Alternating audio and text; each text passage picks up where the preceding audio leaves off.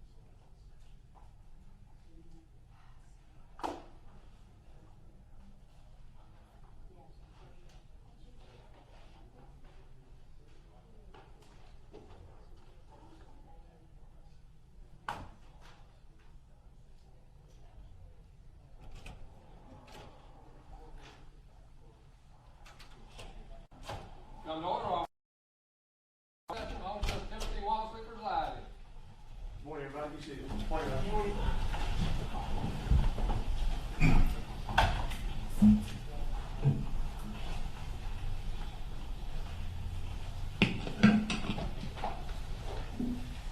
All right. Let's go ahead and get the defendants. They're on their way to it.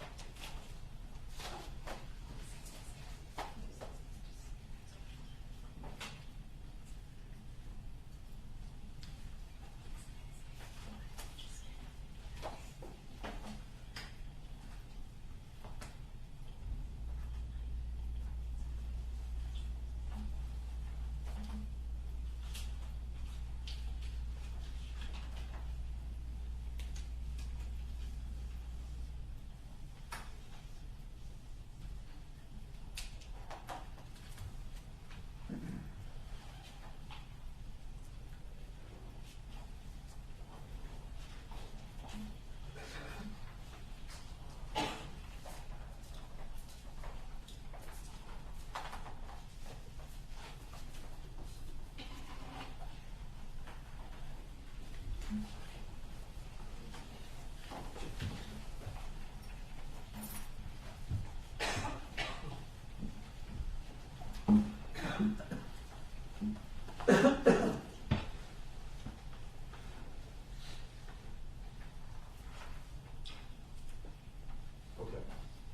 We are back on. All the defendants are present. Welcome back, everybody. Hope everybody had a good night's sleep. And we are ready to go on the remaining motions that are before the court.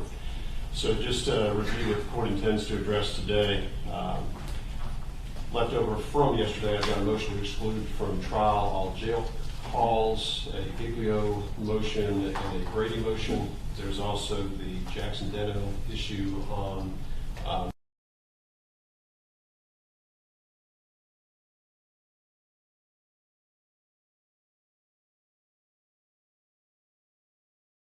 back up on the issue of Mr. Arbery's mental health records. That's correct. That is what I believe I have before the court. Let's move through some of these that we can move through, I think, relatively quickly, and then we'll get into some evidence. First is a motion, well, first of all, anything preliminary from the state? No, Your Honor, thank you. Anything preliminary from Travis McMichael? No, Your Honor. Anything preliminary from Greg McMichael? No, Your Honor. Anything preliminary from Mr. Ryan? No, Your Honor. All right, jail calls. So,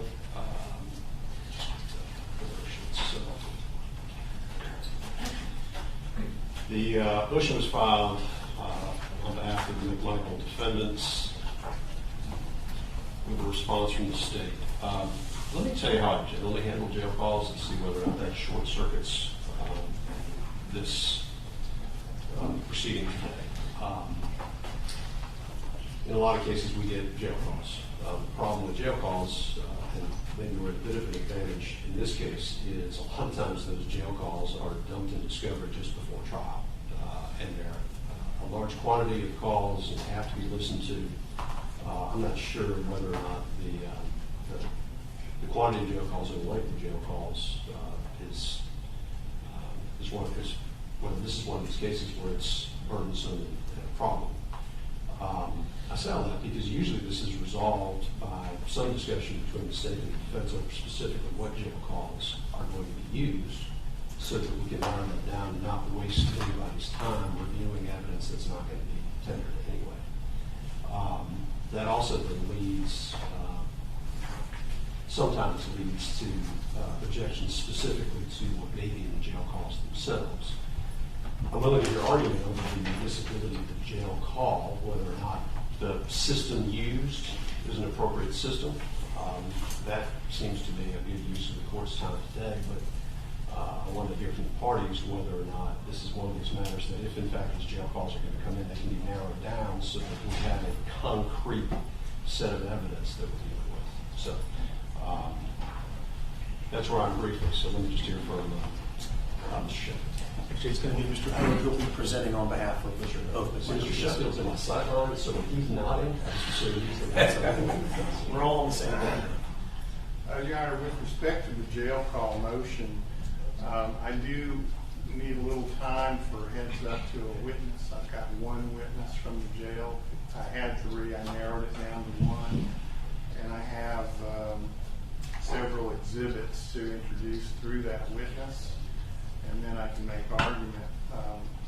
I can tell the court this: on Monday when I went by the jail to check on who my witness would be, and the documents I subpoenaed were prepared and given to me, I learned that they were in the process of downloading 1,500 jail calls to digital devices.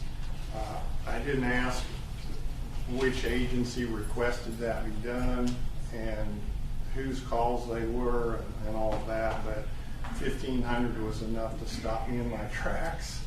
And so I just interviewed them, decided which of the witnesses would be able to be my conduit to get in the documents I have. And I've got her cell number and can text or call her to come to court at a moment's notice. She's a sheriff's deputy. So if we've got other motions to do, I can do that, have her here. My plan would be to put her up, ask some questions, not very long, introduce the exhibits, and then make argument. Which I guess, without answering the question, answers the question. There really hasn't been a lot of discussion between the state. It depends on what specific jail calls we're talking about. Well, the only discussion we've had is, yes, we plan to use some jail calls. We don't know which ones yet. We'll let you know. And Judge, if Mr. Hogue intends on calling Stephanie Britt, who I believe is his intended witness, then the state would have no further witnesses. We do have some questions for Ms. Britt, and we would have at least one exhibit with her unless it's tendered by the defense. And we have argument, of course. Why don't we let her know that we'll get her immediately. We'll move on to some other things, but let's get the process moving. She may be in the courthouse. She told me she would be here today, but I needed to text her, so I'll call her and text her right now. And I believe she's here, Your Honor. Okay, so she's available. Let's work through the details of that then. We're going to go sound for her. Well, think about it. Yeah, she's here. We're ready to move forward if she's here. I am. She's here. Yeah.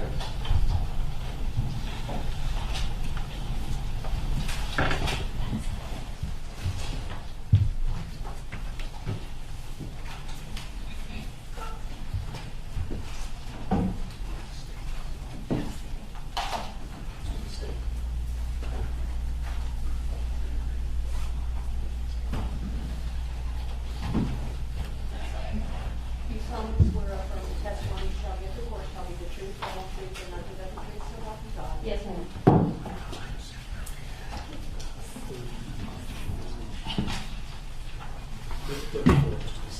Good morning, Deputy Britt. Good morning.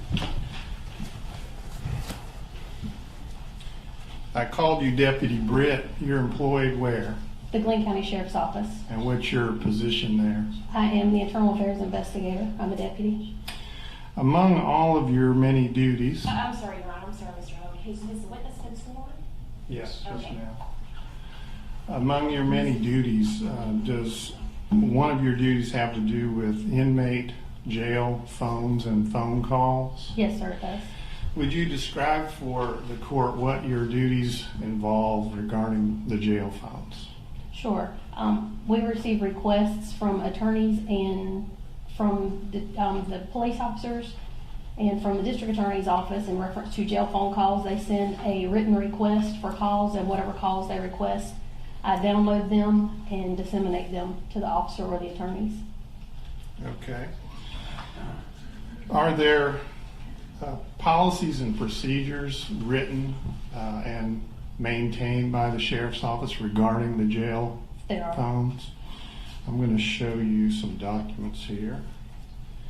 I've provided copies of these to the state, so you don't need me to show them to you again, I presume. Which ones in particular are we talking about? All right, I will show you. Just one moment, please.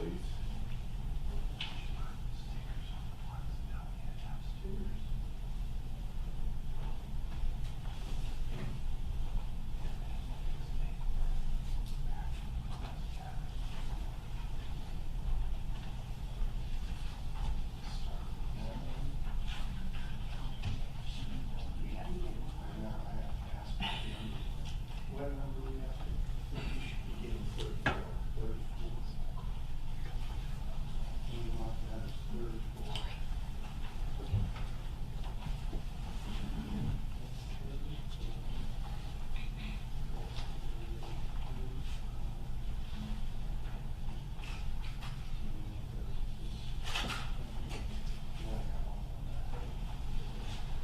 All right, Deputy Britt, I'm going to show you what I've marked as Defendant's Exhibit 34. Okay. Ask if you recognize what that is. I do. What is it? This is our standard operating procedure for inmate jail phone calls. Okay. And showing you Defendant's Exhibit 35, do you recognize that? Yes. What is it? This is the policy pertaining to inmate telephone calls. All right. Show you Defendant's Exhibit 36, and do you recognize that document? Yes, this is the inmate handbook. All right. And I tender in the evidence defendants exhibits 34, 35, and 36. No objection from the state. Very good. All right. I'll show you what I'm going to mark as defendants exhibit 37.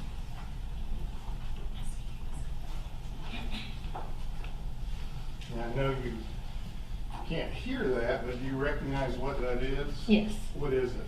This is a pre-recorded message that is at the beginning of all inmate telephone calls that the inmate as well as the party that they are contacting can hear. Okay, and who made this recording? Someone from Paytel, who is the telephone service that we use for inmate phone calls. So they created it, sent it to the jail, and then you put it on your system to let inmate callers and those they call hear this. No, I did not do that. Well, I'm not somebody- sure who did that, but that disc was created from a message that was sent to us by Paytel as the pre-recorded message that's at the beginning of all the phone calls. And so what's on this disc matches what you would hear if you were an inmate calling out and the person on the other end hearing the call. Correct. I move defendants exhibit 37 into evidence. No objection from the state, Your Honor.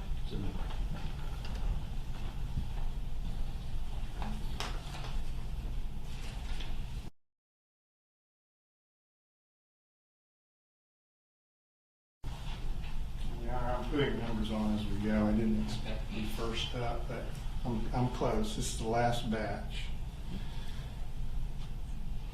Your Honor, while he's doing that for the record, I believe this is one of the motions you formally joined in writing. Mr. Hammond.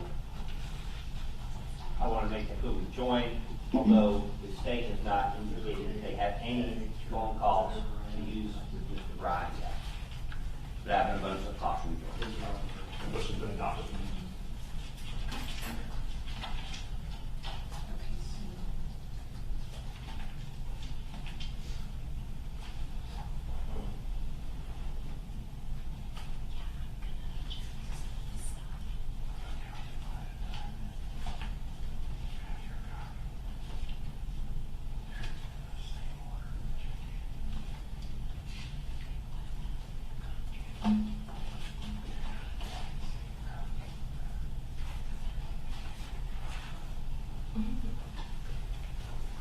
So you want me to do these one at a time so you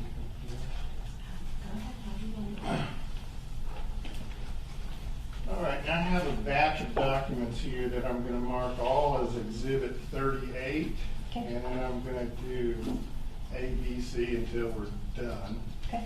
So I'll hand you Defendant's Exhibit 38A. Do you recognize that? I do. What is it?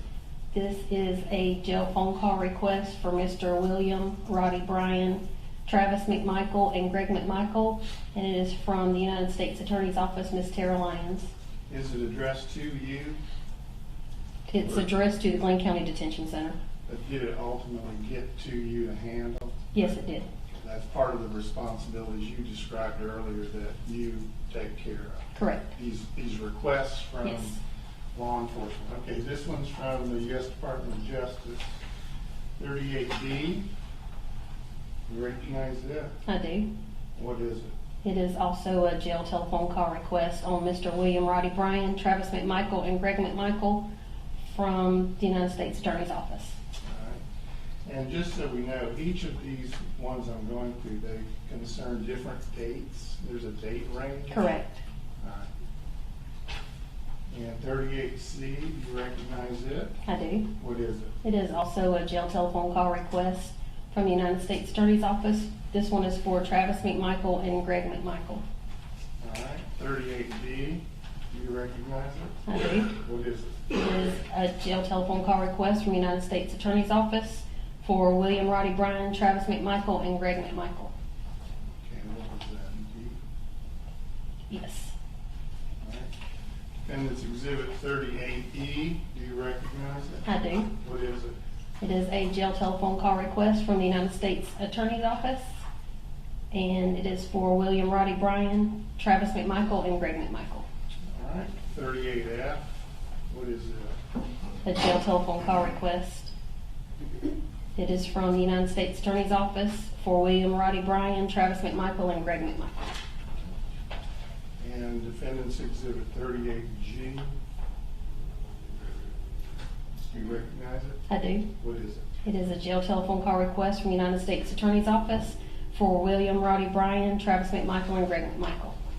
And Defendant's Exhibit 38H. Let me make sure it's a two-page exhibit, so I'll just leave one sticker on it. Do you recognize that? I do. What is it? It is also a jail telephone call request from the United States Attorney's Office. This one is requesting calls on Gregory McMichael, Travis McMichael, William Roddy Bryan. There are actually two sheets here. I believe the dates are different. Oh, are they different letters? It's all one, but they're requesting different dates. Okay, but it's all one letter. It's all one letter. They also are requesting individual telephone numbers. Okay, so that was a little bit different than the ones we've been looking It at. is. It's asking for jail phone calls that have been recorded, but now also looking for specific numbers called by the inmate. Correct. Okay. And 38I. Do you recognize that? I do. What is it? This is a copy of an email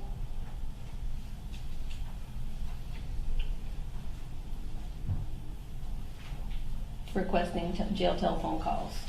And who's it from? This is from Tara Lyons with the United States Attorney's Office. So it's similar to the others, it's just an email. Correct. Okay, thank you. And Defendant's Exhibit 38J.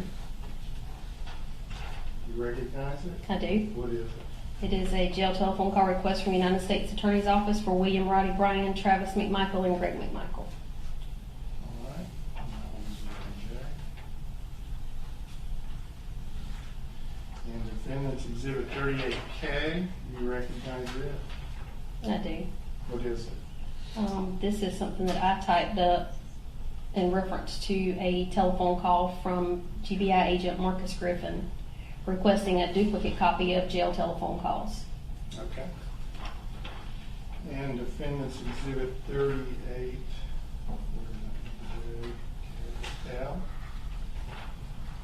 You recognize that? I do.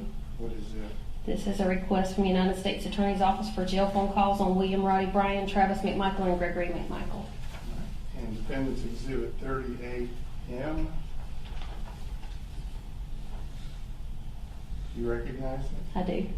And what is it? It is a request for jail phone calls from the United States Attorney's Office on William Roddy Bryan, Travis McMichael, and Gregory McMichael. And Defendant's Exhibit 38N. Do you recognize it?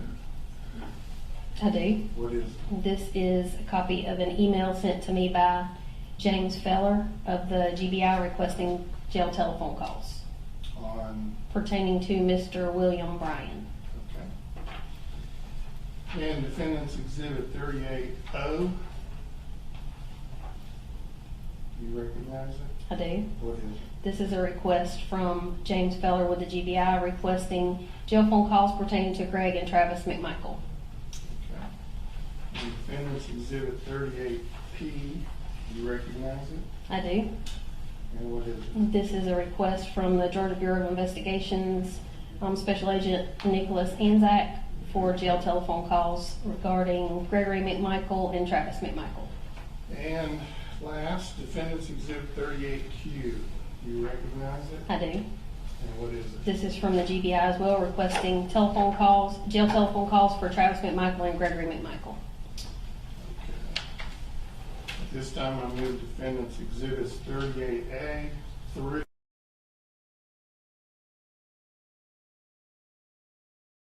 Clear. There's also a document, it was an email sent from Deputy Britt. I just want to make sure that's not included in any of Mr. Hoag's exhibits.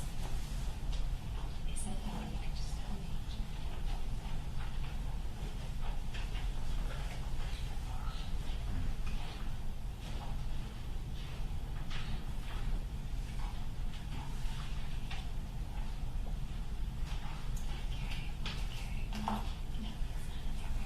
No objection from the state judge. Deputy Britt, are these requests we just went through, A through Q, that you gave me on Monday of this week, correct? Yes, sir. All that there are, or have any new ones come in since Monday? To my knowledge, that's all we have. I know one came in, but I'm not sure if it was prior to or after Monday. I do not have that one. The undersheriff does. Okay. And we talked Monday over at your office, and there was some mention of your being in the process of downloading about 1,500 phone calls. Do you remember that? That was not me. That's the undersheriff. But you were there when he mentioned that? I was. Are you involved in that process of downloading those phone calls? Those particular calls, no, I'm not. Are those 1,500 calls in response to these several letters we just went through, or is there another request someone's made? I have not seen the request. I'm not sure. So no requests in writings come to you? Not to me. Do you have any firsthand knowledge of whether those 1,500 phone calls are all phone calls of all three of these defendants during their entire time they've been in the Glenn County Jail up to now? I have not seen the request. Okay. So your answer is you don't know what those 1,500 phone calls are No, sir. or who requested them? I'm not sure. All right. That's all I have, Your Honor. Your witness.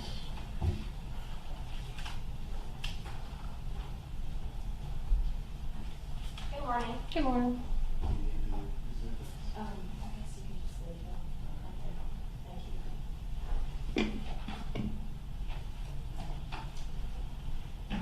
Now, Deputy Britt,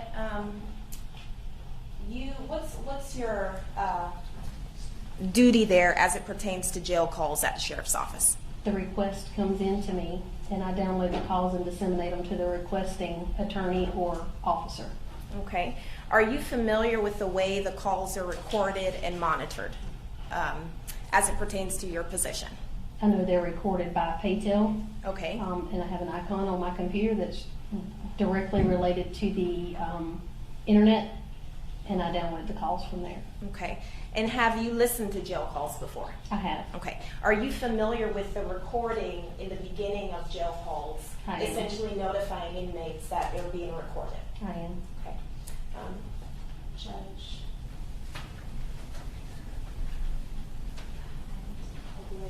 Exhibit was that exhibit, Mr. Hahn?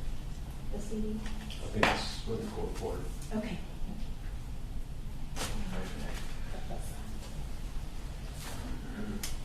How do I put this in?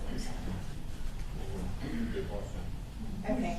So let's do this. Judge, we actually have a duplicate in the state's file of that very exhibit. I don't believe there's a way to play the CD that Mr. Holt just tendered. Would the court object to us playing that duplicate? Does the defense have any objection to it? No. Okay. So Judge, without objection at this time, I would like to play that duplicate of Defense Exhibit 37. Okay, good. Thank you.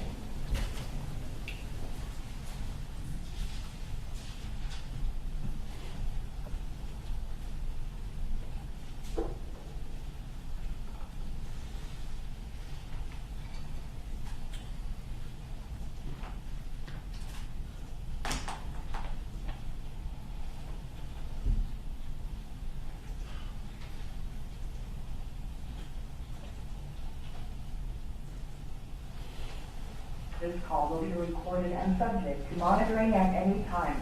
For a collect call, press 1.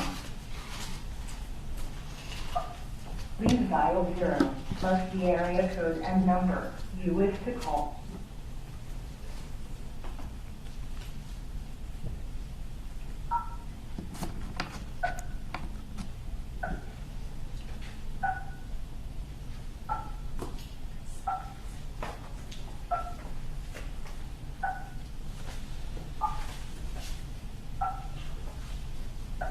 Please put your first and last name clearly after the tone.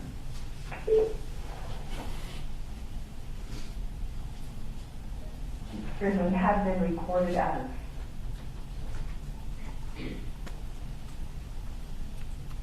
To record your name again, press 2.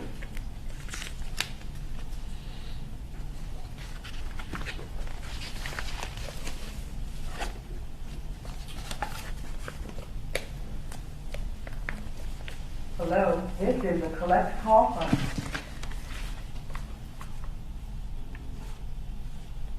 an inmate at Glynn County Detention Center with telephone service provided by PayPal Communications. Para español, presione dos. The current balance for your account is $1,000. Stay on the phone after this call for payment options. To receive information about new affordable permanent rates, press 2. To accept this call, press 3 now. To block all future calls. This call will be recorded and subject to monitoring at any time. You may begin speaking now.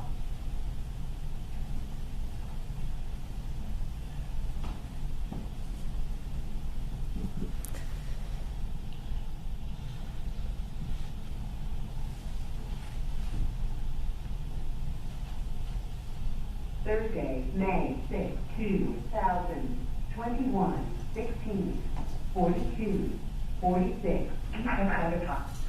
So Deputy Britt, it actually says on that recorded message multiple times that the calls are being recorded, correct? Yes, ma'am. Okay. Now, Mr. Hope tendered the inmate handbook through you. I'm going to show you what's been tendered and admitted as Defense Exhibit 36. Go ahead and look at that. Okay. Now, do you see the portion there in that handbook that pertains to telephones there at the jail? Yes, ma'am. Can you just read that paragraph for the court, please? Sure. Inmates will be provided access to prepaid or collect call telephones in the inmate housing areas and in the booking area. All calls made from any of the inmate phones are recorded and subject to being monitored by GCDC staff to detect illegal activities, and information obtained in the recording may be used as evidence in the court of law against you. Your usage of these phones shall constitute consent to such monitoring. The phones are computer programmed to terminate after 30 minutes. However, the length of calls are subject to change at any time. After an inmate makes one call, he or she must wait until everyone else has had an opportunity to make a call before making a second call. Okay. And when inmates come into the jail, they're provided with access to the inmate handbook, correct? Yes, ma'am. Okay. And they have access to that handbook throughout the entirety of their stay there at the detention center, correct? Yes, ma'am. Okay. And they're notified that essentially they're using the jail telephone system is consent, correct? Yes, To ma'am. be monitored, Yes, right? ma'am. Okay. Now, all calls are actually not monitored, right? No, ma'am. Which calls aren't monitored? I don't know of any calls personally that are monitored. All jail calls at the detention center are monitored, correct? They're all recorded. They're all recorded. Yes. I'm sorry. They're all recorded. Which calls are not recorded? Any telephone call that is made to an attorney that we have been provided a telephone number for that attorney. Okay. So only confidential attorney-client phone calls are not recorded. Correct, as long as we've been provided with the telephone numbers. Okay. Now, what is the reason behind recording these telephone calls there at the Glynn County Detention Center? To detect any illegal activities. Okay. And also, is it also for maintaining the security of the jail? Yes. Okay.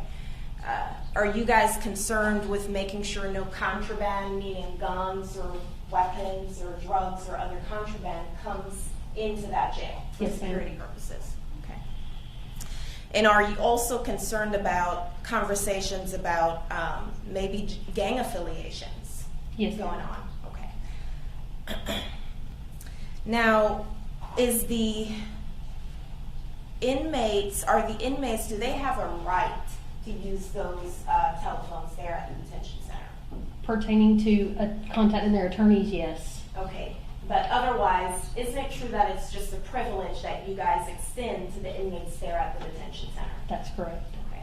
And do you all have sanctions or a sanction grid that you use when they misbehave there at the detention center? We do.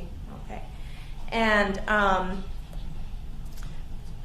are phone calls subject, or phone call privileges subject to being taken away if, say, an inmate were to misbehave?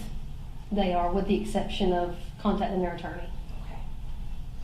Now, how many inmates do you guys currently have there at the detention center, Deputy Britt? So I have, on average for this year, we have had about 410 inmates on Okay. average.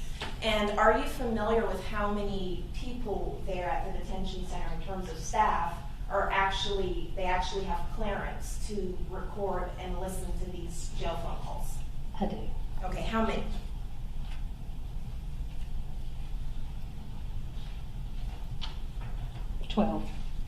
Okay, so on average, you all have over 400 inmates there at the detention center, correct? Yes, ma'am. And you have 12 people who have the clearance to actually record and monitor the calls. Yes, ma'am. Now, in addition to your duties as it pertains to the jail phone call system, do you do other things there at the detention center? I do. What else do you do? I do all of the internal affairs investigations. I do some outside investigations. I assist with transports of inmates to doctor's appointments, to court, to prison, 1013s, which are mental health patients that we pick up and carry to mental health facilities. Okay, so you're not at the computer day in and day out, just dealing with the jail recording system for the phone calls, correct? No, ma'am. Now, the other people who you mentioned who also have the clearance to do this, do they have other duties as a part of their jobs there at the detention center? Yes, ma'am, they do. Okay, so they're not just sitting at the computer recording and monitoring jail phone calls all day, correct? Correct. Do you all have the manpower to do that? No, ma'am. That's all.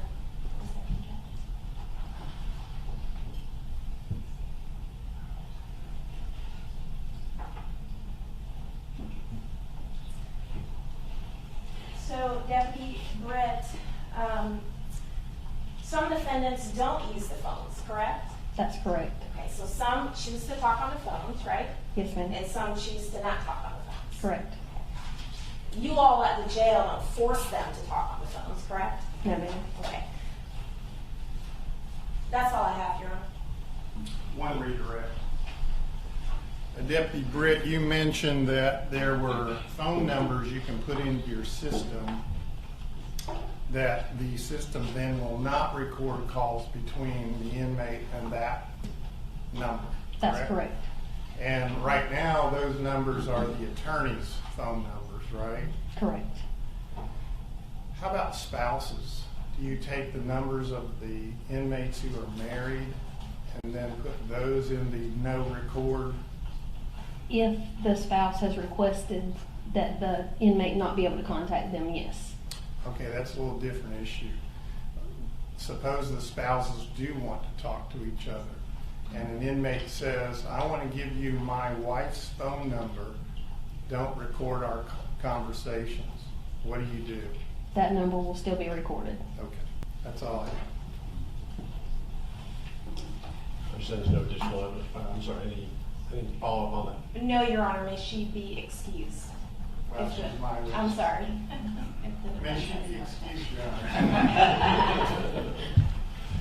I love the formality of it. Yes, you can step down, you are excused. Any additional evidence? No, Your Honor, the evidence is closed. Anything from the state beyond what's been presented? No, Your Honor, just argument.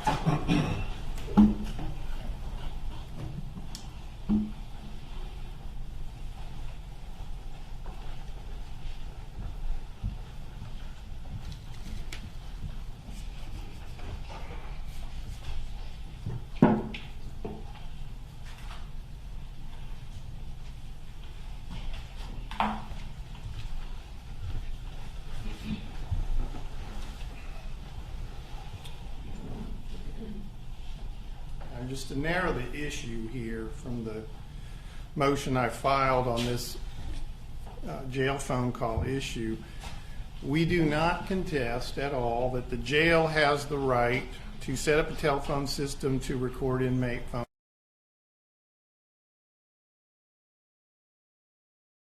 Every inmate phone call except for privileged ones, and that they can monitor those phone calls, the non-privileged ones, either in real time if they so choose, or by monitoring the recorded calls at whatever time they choose.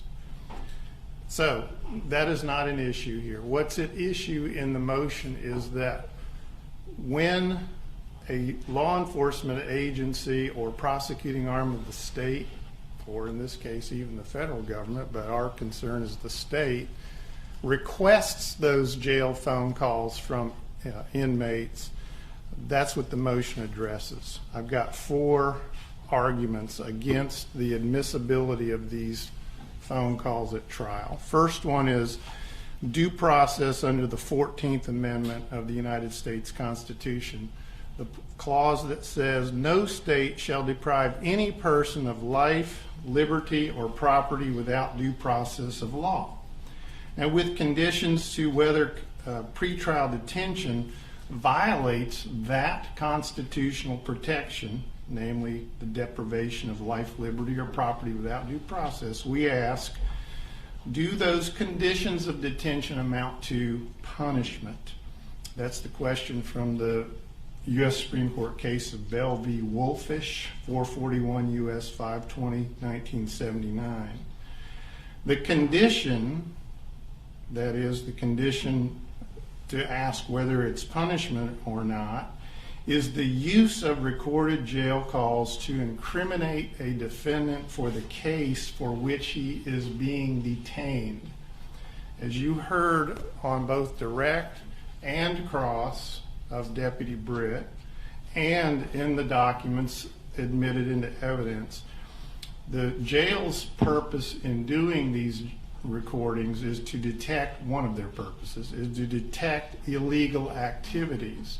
And again, that's outside the purview of my motion. An illegal activity would be one that the inmate is engaged in the phone call. That could be the ordering of contraband to be delivered to the jail, the intimidation or influencing of a witness, perhaps some sort of plot to escape from the jail, or any number of other crimes that could be planned or being committed in the phone call. That's what it means to detect illegal activities. It is not an illegal activity to talk about your pending case with family members or friends on a phone call and say whatever it is you wish to say about your pending case.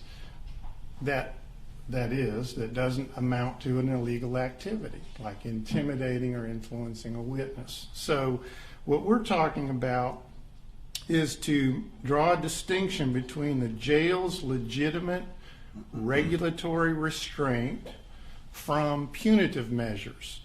Obviously, the jail has a legitimate regulatory interest in recording inmate phone calls for the reasons that have been brought out here today. Inmates in there plotting to do illegal activities.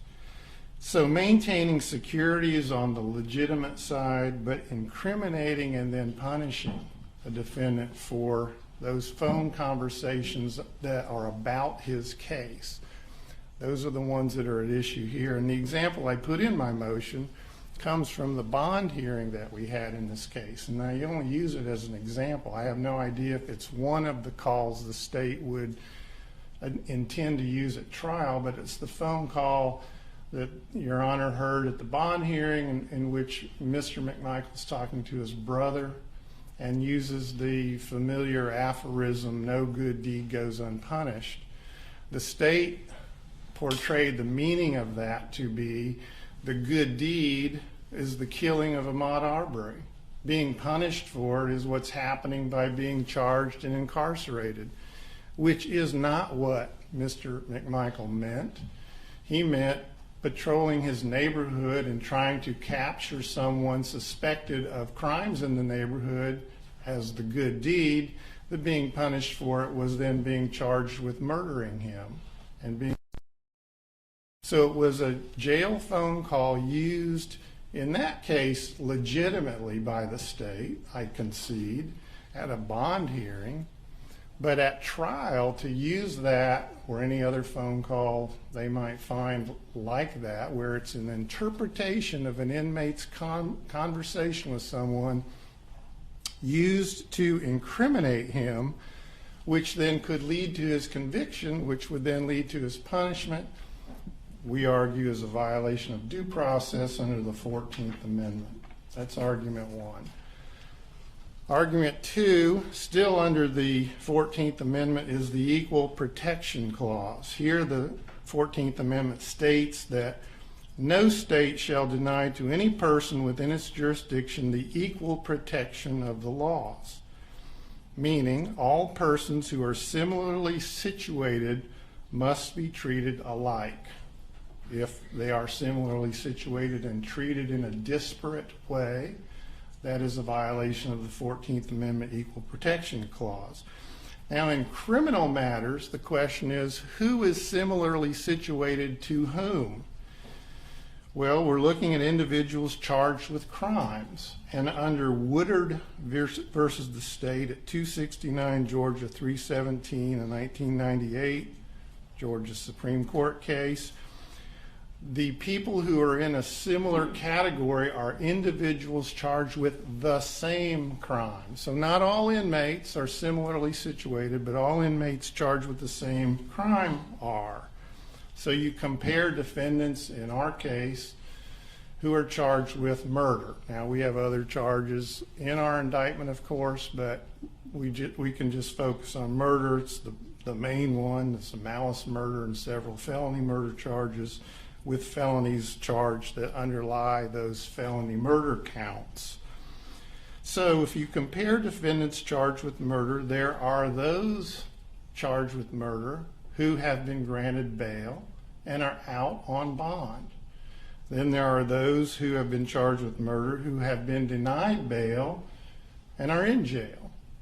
Obviously, the McMichaels and Ronnie Bryan are all in jail, and there are several defendants charged with murder who are out on bond in every county, perhaps all across the state. And as I put in a footnote as an anecdote in my motion, I have 7 clients who are charged with murder who are out on bond, and then I have 3 that aren't.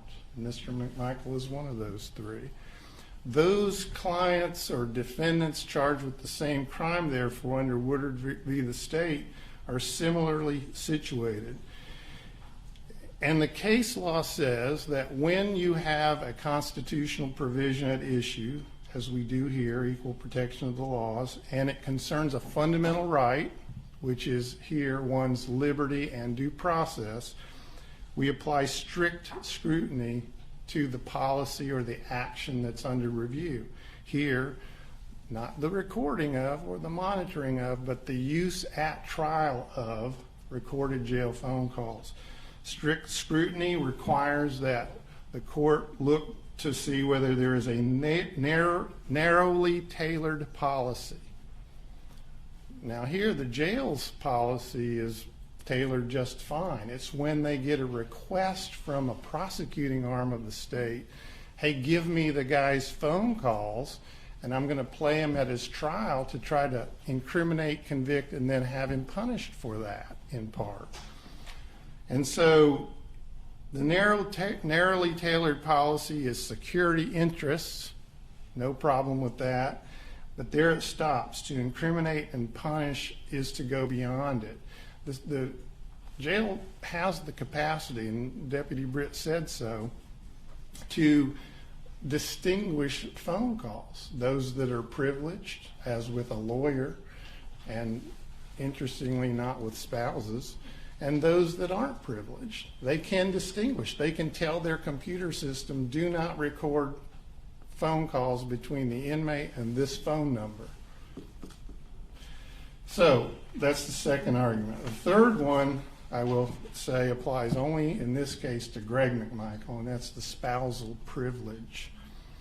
As you heard Deputy Britt say, if an inmate was to say, please don't record phone calls between my wife and me, under OCGA 24.5.501A1, I have a privilege in my conversations with my spouse. The policy reason is we want to encourage free flowing information between spouses.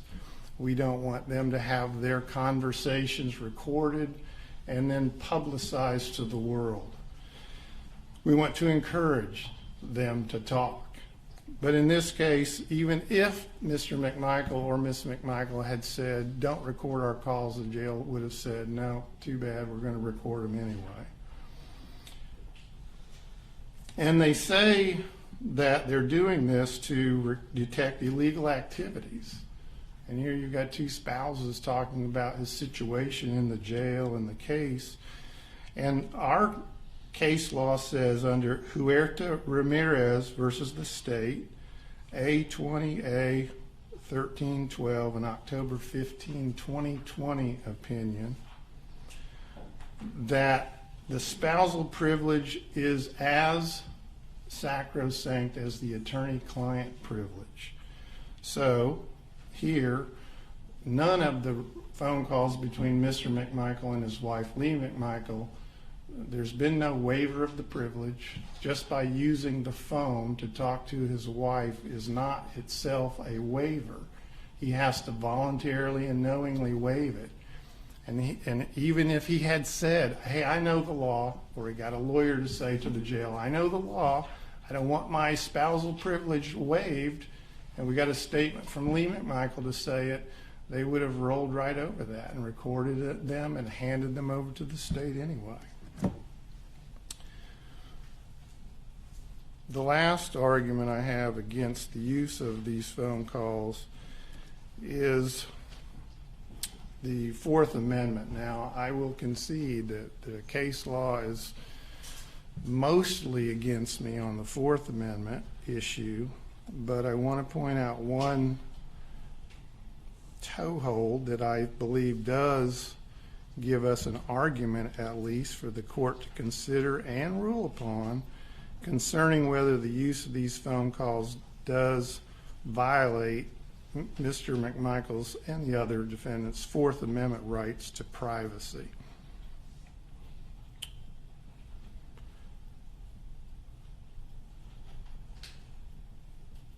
Just 1 second, Your Honor.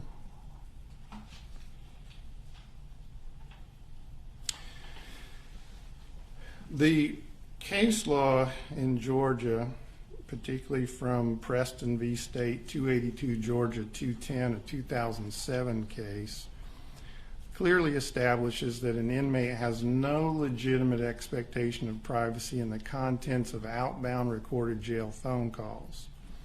But that case does not draw a distinction between the inmate's lack of expectation of privacy and the use of recorded calls by the institution detaining him when the content of those calls invokes the legitimate security interests of the jail on one hand, and the case says, but there is a limited and legitimate expectation of privacy that I argue in the content of phone calls that in no way invokes the legitimate security interests of the jail.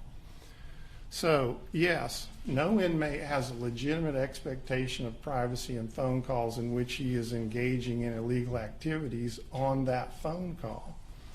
But that doesn't mean he can't have a legitimate expectation of privacy in conversations with others who are not his lawyers and not his spouse about his pending case.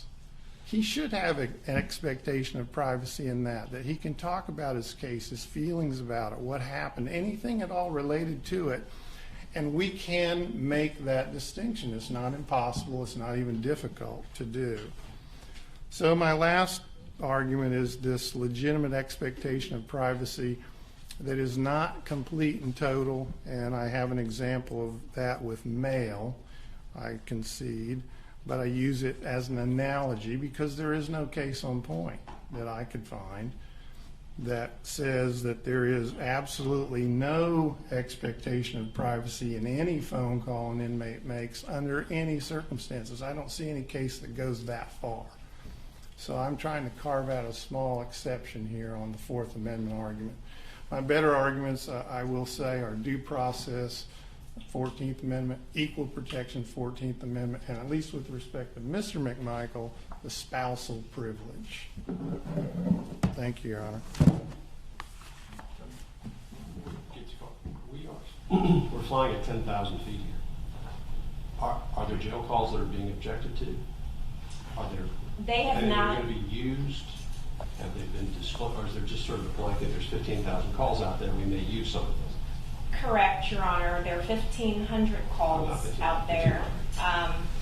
We have not gotten any specific exceptions from the defense other than they want every single call excluded and they want the privileged calls excluded between Greg McMichael and his wife. But in terms of any other specifics from them, we have not gotten. Is the question, am I objecting to any specific phone calls? Yeah, I mean, I don't this have is more any. of an evidentiary motion in this case, because you acknowledge there are some jail calls that would come in, not necessarily in this case, but generally in this argument that you've made constitutional, that there are, under certain circumstances and facts, there are certain things that would come in. The argument is, using these constitutional arguments, that there are certain rights that would be violated if certain things happen in this case. I'm just trying to figure out whether they are or are not. Are they, in fact, issues before this court? The only thing I can say in response to that is I have been told, and I think we've heard it here this morning in open court, yes, we plan to use jail calls by your client to non-lawyers at trial to incriminate him. Which ones, we don't know yet. I don't know how you can know you would be doing it if you haven't heard them. Maybe they have heard them, but they haven't given them to me yet in discovery and said, we're going to use these at your trial. We got some phone calls that were used in the bond hearing. I don't know if those are the calls they plan to use at trial or if there are others. I don't know if the state's even had any chance to go through these phone calls to make that decision yet. So in some way, the motion should stay alive. It doesn't need to be, it could be ruled on today by saying no matter what phone calls you find, you can't use them at trial against these defendants because of these arguments I've made here today. And that would save them time. They don't need to listen to those phone calls. They don't have any relevance to the case. We could simply say, Keller in 2020 said there's no expectation of privacy, and I would give rule on it that way. My point is, I'm not sure I want to do that. I don't know what I don't really understand what the debate is. And before I start getting into 14th Amendment, 4th Amendment analysis of generally jail calls, I'm not even sure how I can do that without knowing specifically what those calls are. I want to respectfully disagree. It doesn't matter what the calls are, what the content is.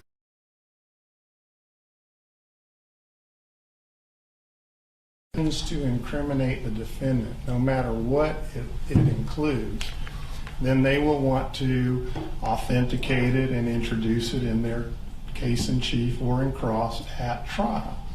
My argument says no matter what's on that phone call, this argument says you can't use it.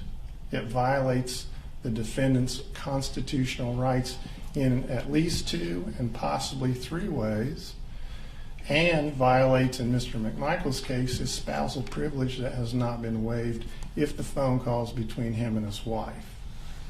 So the content of them really doesn't matter to the ruling on this motion. So long as the state plans to use it, they think it's relevant under 401, then my motion applies to that jail phone call, no matter what's on it. If it was another crime being committed, okay, use it. And, Your Honor, the state agrees with the court that really this is an evidentiary issue that should be settled by the statutory law that we have in the case and also the rules of evidence, namely 401, 24-401, 403, maybe the hearsay provisions in the rules of evidence and also the privilege positions. But I'll go ahead and just tackle the due process argument, the equal protection argument, and the Fourth Amendment argument. I would say to the court that The state does not intend to use jail calls between Greg McMichael and his wife, because we would contend that we would agree that they are privileged phone calls unless and until they become relevant for impeachment purposes if Mr. McMichael were to testify or his wife were to testify. But essentially, Judge, for just the basic understanding of the Due Process Clause of the 14th Amendment, so we can know what we're dealing with here, of course, the Due Process Clause is one clause, but it protects two different things. So we have procedural due process, which is essentially, of course, your day in court, notice a hearing and an impartial judge, and also substantive due process and fundamental rights, which Mr. Hogue mentioned in his motion, which we know in terms of criminal law, we're dealing with the 4th, 5th, and 6th Amendments, and other things like, the right to marry, right to have kids. Only fundamental rights need strict scrutiny.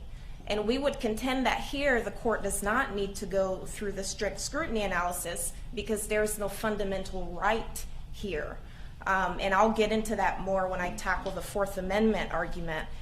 But we would contend that the proper test for the court in this case is the rational basis test.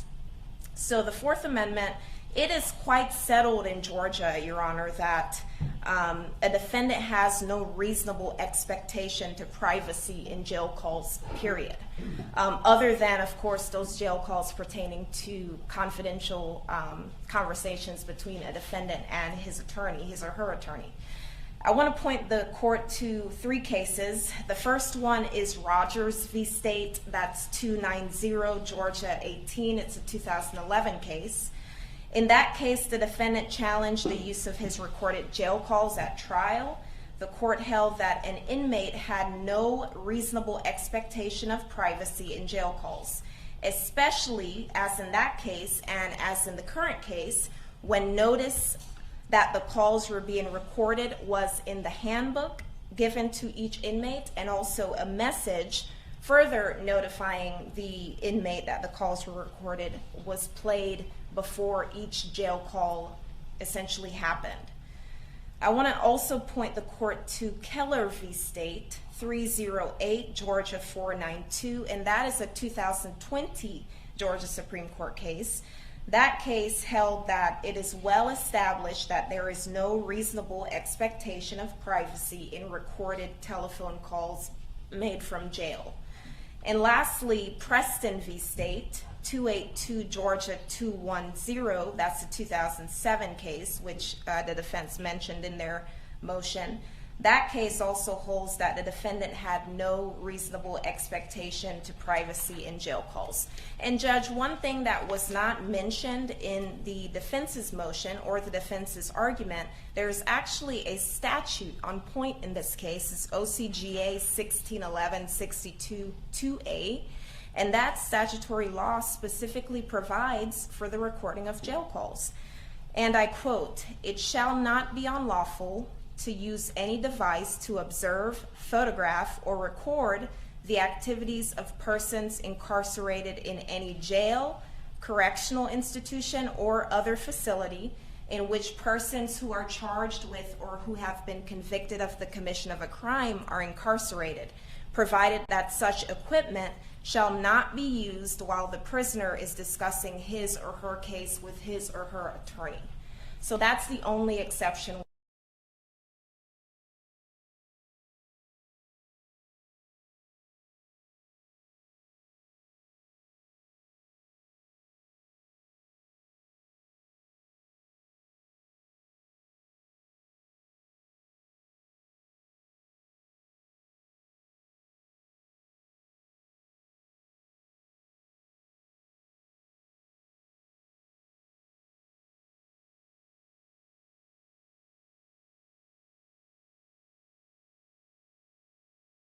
In the handbook that them using the jail telephone call system constituted their consent to being monitored and recorded, and also it played numerous times before the actual calls were made in that message that appears in every call made from the Glenn County Detention Center. So we would argue that consent also applies here. So there's no Fourth Amendment issue here for the court. Also, there's no procedural due process violation. The defense argues, which is a peculiar argument, that the pre-trial detention policy that's at issue here is the use of the call at trial. Well, if we're talking about using a call at trial, then we're no longer talking about a pre-trial detention issue. And like I stated to the court before, we contend that the proper analysis for the court is the rules of evidence, not the due process clause of the 14th Amendment.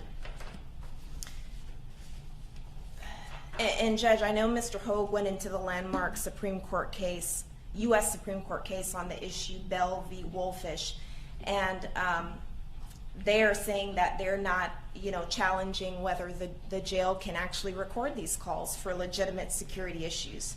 So I'll go ahead and skip to the next portion. Another thing that came up in Deputy Britt's testimony is the fact that this is a privilege when you're in jail. They're not required to give you access to telephones because you're confined pre-trial.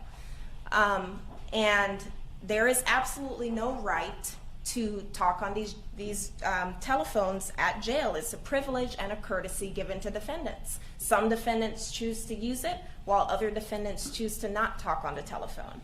Thus, the jail calls should not be categorically excluded based on due process grounds. Also, we don't believe there's an equal protection issue here. The due process clause and the equal protection clause of the federal and state constitutions, they protect only rights. They do not protect mere privileges. And we contend that that's what we have at issue in this case. There's actually a case, Woodard v. Lawrence County, site 265, Georgia 404. That's a 1995 case. And the court there said that the due process and equal protection clauses only protect rights. They don't protect privileges. And here there's no right to jail calls. There's just no right at all to it. It's a privilege. So because of that case, we shouldn't even get into an equal protection analysis, Judge, because equal protection just does not apply. I would like to point the court to something that the defense argued in their motion. They cited two cases. Those cases actually argued statutory issues. The first one, the defendant challenged the statute, the trafficking methamphetamine statute, under the due process clause. Under the equal protection clause. The second case, the defendant challenged the child hearsay statute. Here, we don't have a challenge to a statute. It's not like the defendants were coming here and challenging the statute that allows us to record these jail calls. They're challenging an actual policy. So those cases cited by the defense are not analogous here, and the court should not, take those into consideration because they're just not analogous. There's no challenge to a statute here in this case, just policy. So at the outset, a jail has no capability or authority to monitor the calls made by people who are not incarcerated in that jail. So in terms of talking about whether out-of-custody defendants and in-custody defendants are similarly situated for the purpose of an equal protection argument, we would argue that they're not. It's not just based on the statute that they're charged with. I don't believe every murder defendant is similarly situated just because they're charged with murder, not in this case, because the challenge is to a policy and not the actual murder statute. So an equal protection violation can occur only when the government draws a classification between similarly situated parties and treats one class differently from the other. If the parties are not similarly situated, there can be no violation of equal protection. Here, the defendants are not similarly situated because some are out of custody and some are in custody. Now, in this case, this court heard arguments during bond hearings and determined that under the bond factors outlined in 1761E1, the defendants were not a good risk on bond because they posed certain risks outlined in that statute. Other courts might decide, and Mr. Hogue brought up some of his defendants who are out on bond. Well, the judges in those cases determined that maybe those defendants posed better risks out on bond. So they're just not similarly situated, being in and out of custody.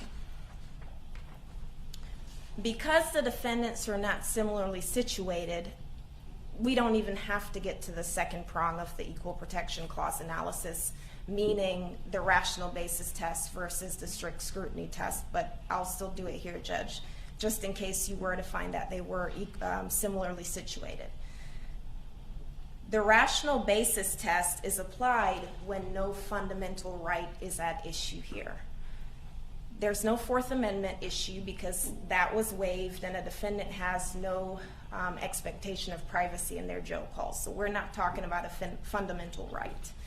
And because monitoring and recording jail calls, especially here in a case where these defendants are charged with such violent offenses like murder, that is rationally related to the jail's legitimate interest in promoting security in the Glenn County Detention Center. So we don't believe that the equal protection argument's been made in this case, Judge. We don't believe the due process clause argument was made. We don't believe that the equal protection argument applies. And of course, the statutory law is spot on about us being able to record these jail calls. For those reasons, Judge, we would ask that you deny the motion. Thank you. Briefly, Your Honor, there's no urgency here in making a ruling, especially here in open court. So I want to encourage the court to do what I did not take the time to do during the hearing, and that is read from the exhibits I introduced. But if you look at the policy and procedures at 4.5 and 4.6, that's where the jail talks about why we're going to record phone calls. And it clearly lays out the legitimate security interests of the institution, with which I have no objection. And if you'll read the jail handbook and listen to the recording that's been introduced at your leisure, Your Honor, you'll see that all of the warnings are for the detection of illegal activities, telling inmates if you're committing crimes on the phone, we've got you on recording and you're going to have to hear about that later. So this is a nuanced argument. I implore the court to take time with it, look at the exhibits. It's a novel issue. I don't think there's any case in Georgia yet that has been raised in quite this way. So I won't argue any further, didn't read from those exhibits, but I asked the court to take the time to look at those. Thank you. Court will take a matter under advisement. All right. I need a back. Let's go ahead. We'll go ahead and take a 10-minute recess. Let's plan on 11:30. What? Butterscotch?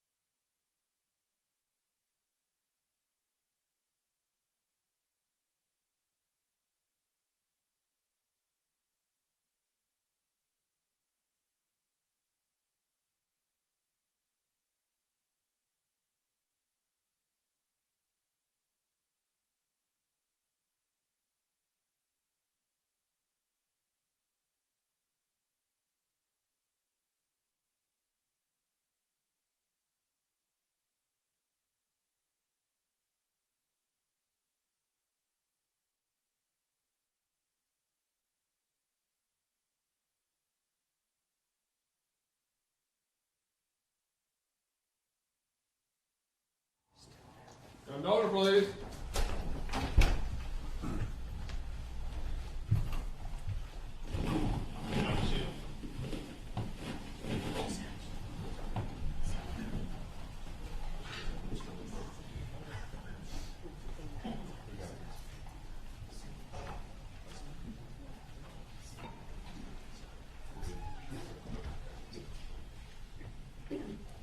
All right, we're back on. Let's see, Mr. Sheffield.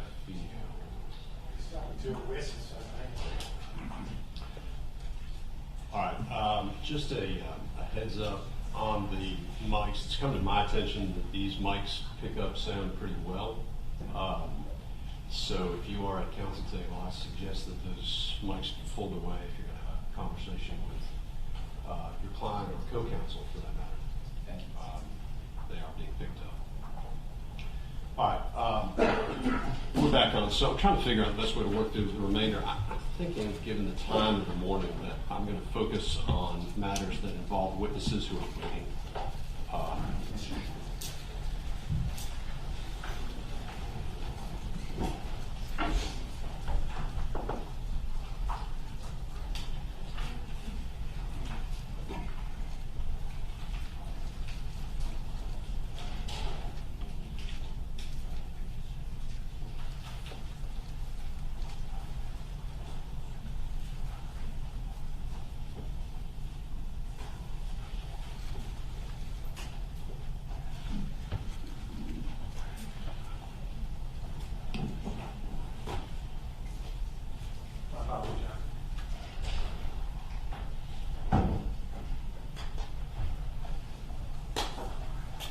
Yes, sir.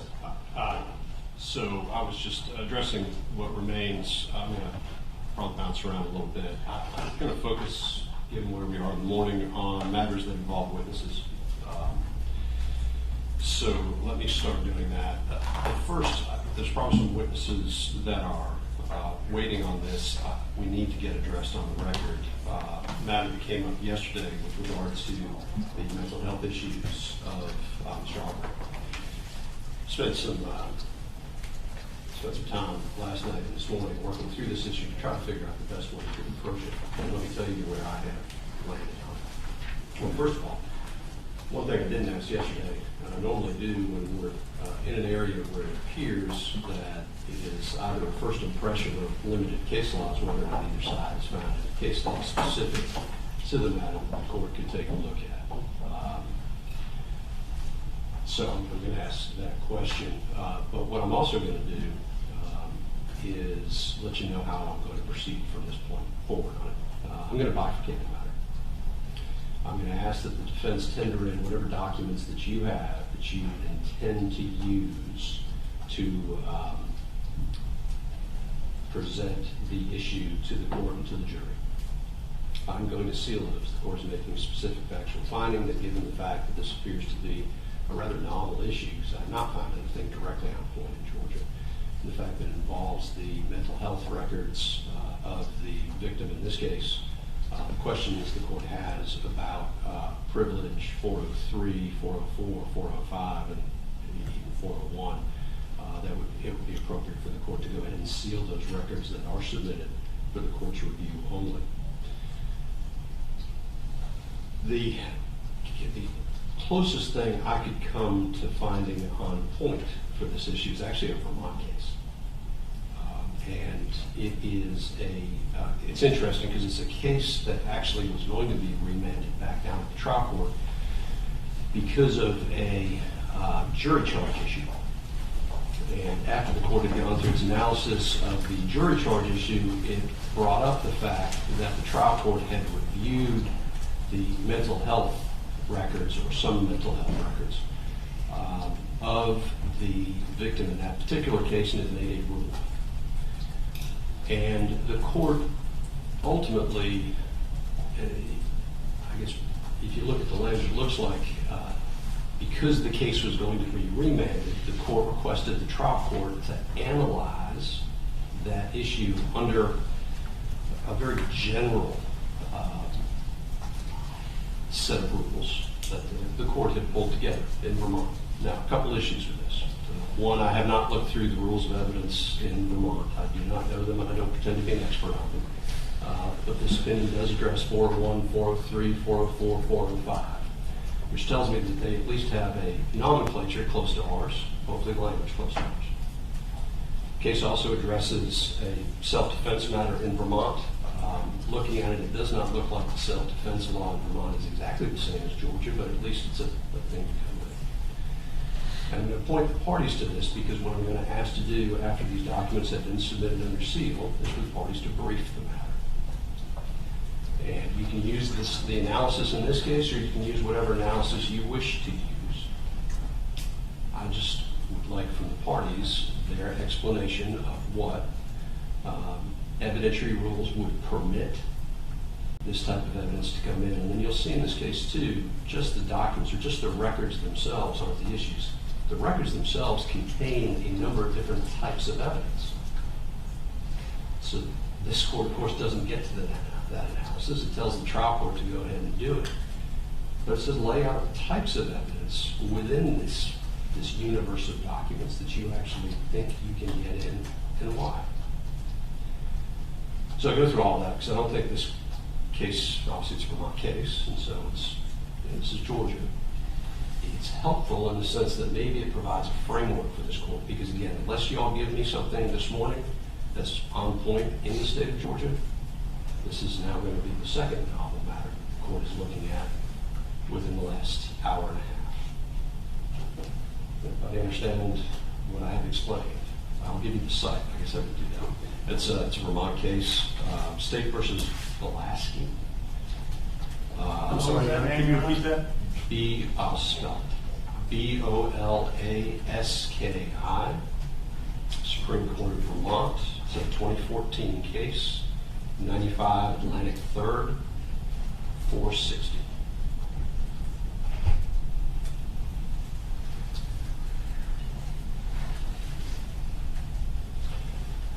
So again, it's helpful. May or may not ultimately be where the court goes with it. That depends upon those briefs that will be submitted as those within 20 days of today. Any issue with that deadline from the state? No, Your Honor, but I do have additional case law and some other things to present to the court today. Any issue with that deadline from the defense? No, Your Honor. As to the evidence that's going to be submitted under seal, Mr. Shepard. Yes, Your Honor, you've talked about documents. To reference, helps me have this up here because I think it can point us in the direction of where I'm headed. It will be records from the Department of Corrections that we have. That is the Department of Community Service. I apologize. Department of Community Supervision. Department of Community Supervision, the probation department that supervised Mr. Arbery and the 4-year relationship and the notes and thoughts and comments of the probation officer, as well as the statements being made by family to probation back and forth. So those are documents, yes. There will also be a 911 recorded call that the state agrees has been authenticated, but in terms of its relevance and all that, I understand the state wants to be heard on that. But we'll have a 911 call as well. We have all of the video evidence of Mr. Arbery in the community behaving in ways and interacting in ways that we feel, in addition to 404B relevance, it's relevant because it is thought and expression and behavior that we believe, our expert would say, is consistent with this diagnosis. So you'll have that, and I think you already have that. And we do have the medical records from Gateway. And we have the videos from within 220 Satilla that also shed some light. Satilla Drive, those are the intrinsic evidence in the case that we talked about that shed light. So we would want to be putting in video, audio, and documents. And then you have the testimony of our forensic expert to help draw the relevance down to February 23rd, 2020. What I'd like to do is set up just if I could get those documents, if you put them on a flash drive and submit them to the court. We have everything. What I'll do, in fact, if you could. Those are already labeled and on the flash drive that we have. Yeah, I'm just trying to think of because I'm not here, and I'm trying to figure out how to logistically take Sure. care of this to review it.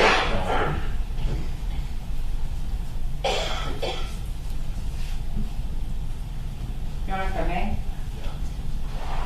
I would like to review what is given to the court. So I have an extra 32 gigabyte jump drive that we could use. We could put this on that jump drive, therefore it doesn't end up in the clerk's office with the other items on the defense jump drive. Well, that's what I'm thinking, is that it may be better for you to submit that and ship it to the court. I'll put a seal order together. I've got it. Then after I've had an opportunity to review it, then just seal everything into the record to the clerk. No issue there, yeah. So if we could just maybe put a jump drive together, make sure the state knows what's on that jump drive. We'll have a copy. Another jump drive. And then what we'll do for the record is ultimately what the court has received from Mr. Sheffield will be sealed into the record in that order. Very good. Okay.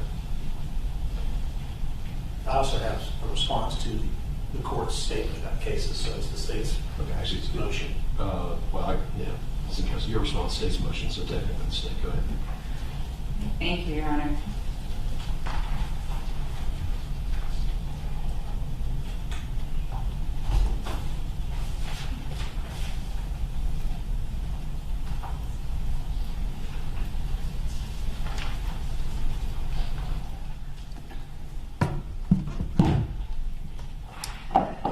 So the first thing I want to let the court know is that the way these Something just occurred to me. With regard to doctors, there was reference yesterday to a waiver for DCS.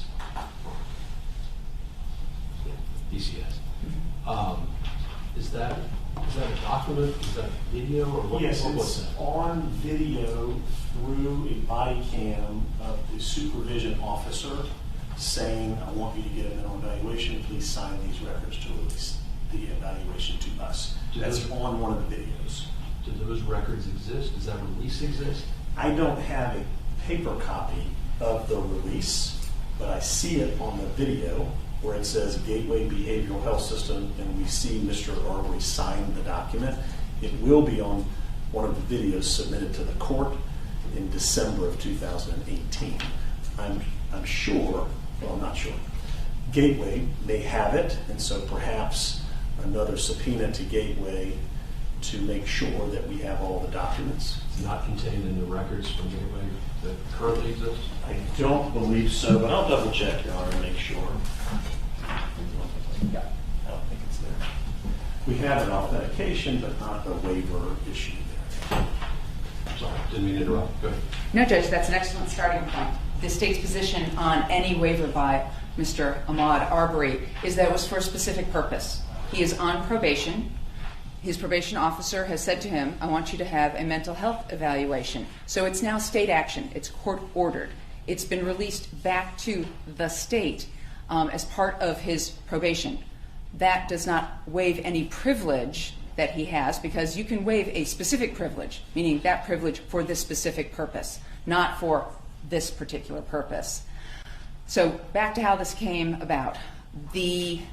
When this incident first took place, the coroner's office of Glenn County went ahead and issued a subpoena for the production of the discharge for Mr. Arbery's mental health records. So at that point in time, the coroner's office went ahead and did a subpoena, and Gateway provided a 3-page report, which was just a discharge summary, and handed that over, and it became part of the Glenn County police report. So that's how that happened. In an effort to make sure that we had everything, Special Agent Richard Dial went ahead and then subpoenaed all of the Gateway records out of an abundance of caution, and he received those. Those were made part of the GBI file, and they were therefore served on the defense. The reason I bring all of this up is because when we look at the statutes that are involved in this specific incident,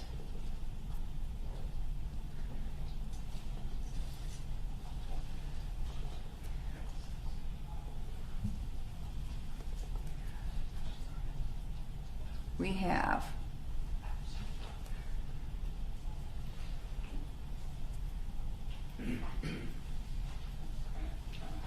and of course I pulled them all up this morning, and now my document with that is, there it is.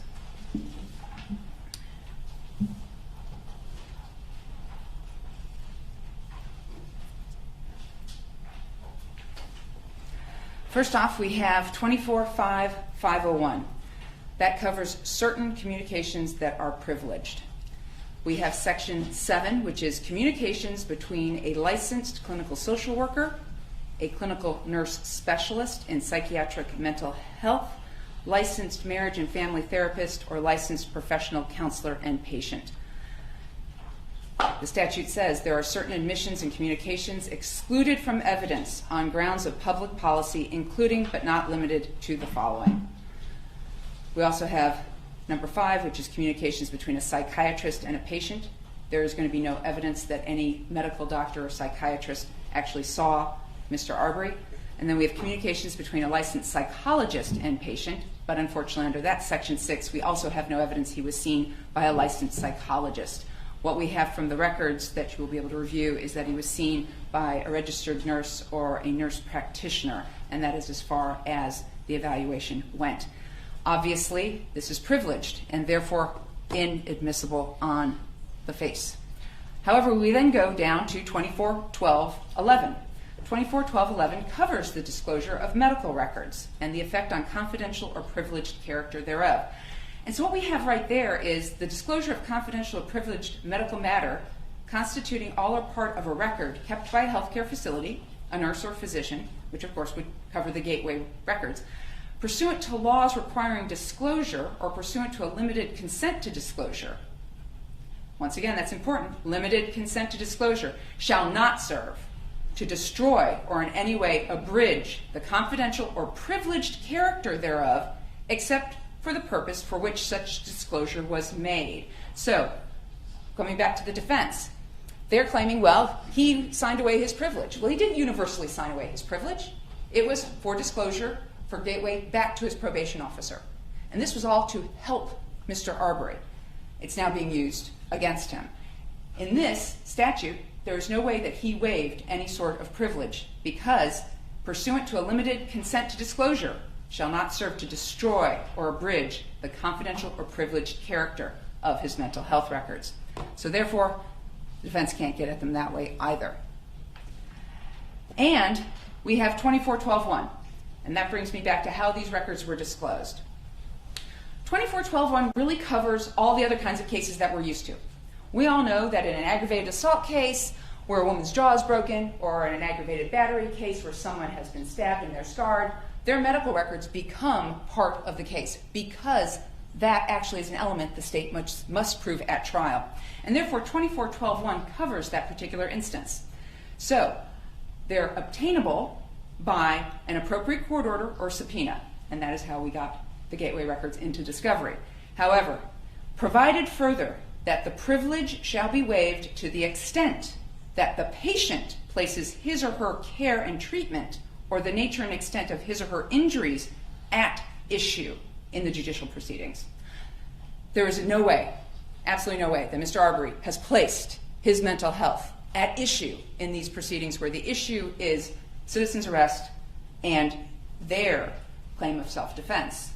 So therefore, while we obtained the records, obtaining the records and handing them over does not in any way waive any sort of privilege for it to be used at trial based on 24.12.1. Now, of course, there's a number of cases, and the main case in the state of Georgia is going to be the Bobo case. So what we have with this is that basically in Bobo, B-O, versus the state, which is 256 Georgia 357, it's a 1986 case. 4 justices of the Supreme Court did not agree that the psychiatrist-patient privilege could be abrogated by a showing of necessity. The other justices said, well, you know what? If the criminal defendants show the court that it's absolutely necessary for their defense and there's no other way to get that evidence in, then, okay, we're going to go ahead and allow it. And this is 1986. That decision is a plurality opinion holding that the statutory psychiatrist-patient evidentiary privilege must yield to a criminal defendant's constitutional right of confrontation, but only upon a showing of necessity. That is, that the evidence in question is critical to his defense. The state's contention is they're claiming self-defense against a man they did not know, a man who they saw running down the street.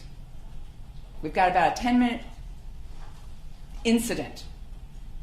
Mr. Arbery says absolutely nothing during that entire 10 minutes. So when they say, I was acting reasonably, that has absolutely nothing to do with Mr. Arbery's mental health. It is not critical to their defense. And they also then have to show that substantially similar evidence is otherwise unavailable to him.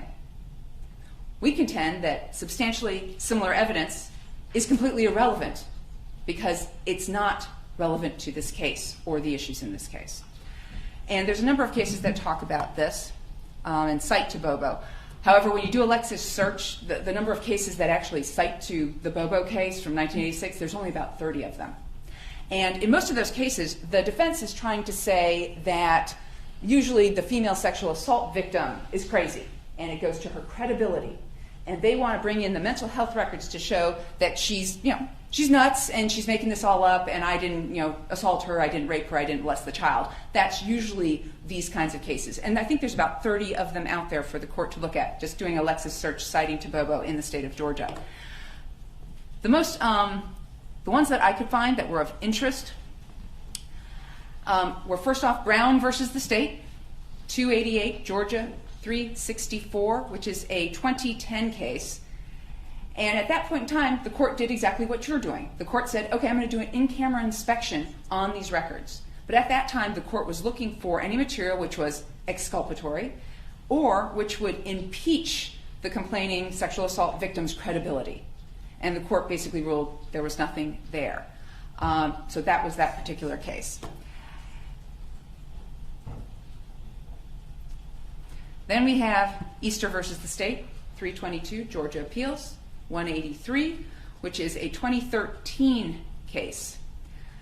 And that was partially, hey, we want the records. And the court said, listen, you have to make a prima facie case that you can actually show that you need these records, that these records actually contain something. You can't do a fishing expedition just to go through someone's mental health records. And they said, our Supreme Court noted that the psychiatrist-patient privilege prohibits the defendant from engaging in a fishing expedition regarding a witness's consultations with a psychiatrist. Therefore, a defendant cannot explore such evidence unless he makes allegations sufficient to establish a prima facie need for its discovery. Unfortunately, they, of course, already have the records and now are attempting to use it. The most important case the state found on this is DiPietro versus the state. This is 356 Georgia Appeals, 539, and it is from September 3rd of last year, 2020, Court of Appeals case. In this particular case, the court actually here, and this was out of Fulton County, the court conducted a preliminary hearing to determine the admissibility of the minor victim's mental health at the time of her outcry that she'd been sexually assaulted, which the defense sought to introduce to undermine her credibility and the reliability of her account of the allegations. At that point in time, they, of course, cited to Brown versus Howard, 334 Georgia App, 182, a 2015 case, that Georgia law provides several privileges related to mental health, which collectively are referred to as the mental health privilege. The primary purpose of the mental health privilege is to encourage the patient to talk freely without fear of disclosure and embarrassment, thus enabling the psychiatrist to render effective treatment of the patient's emotional or mental disorders. So at this point, the court in this case goes on to say, our existing precedent makes clear that the absence of a waiver by the patient, privileged material is neither discoverable nor admissible at trial. And they cited to Advantage Behavioral Health Systems versus Cleveland, 350 Georgia Appeals, 511 at 2019. With respect to waiver, Georgia law provides that the mental health privilege is held only by the patient, and therefore only the patient may waive it. Newman versus the state. 297, Georgia 501, 2015. Here we have absolutely no waiver for this purpose. And until we see the waiver of what he was actually waiving, it may not be for any purpose except to inform his probation officer about his progress. In this particular DiPietro case, of course, the trial court ultimately ruled that the doctor could not testify to the impact of the victim's mental health conditions based on the documents as to her credibility of her outcry against the defendant because the expert's conclusions lacked sufficient probative value and thus were inadmissible under 403. Obviously, we are not there yet, but my concern is that Mr. Sheffield just told the court that one of the things he wanted was to put his doctor up in order to have you listen to her as part of the ongoing sealed sort of package. The state would object to her at this point testifying, given we're bifurcating this issue. So the court, though, however, the state wishes the court to be aware that 403 analysis is an appropriate analysis to conduct, because in this case, the court said, because of the rather raggedy patchwork of sources that the person had to deal with, I will direct the court to the raggedy patchwork of sources.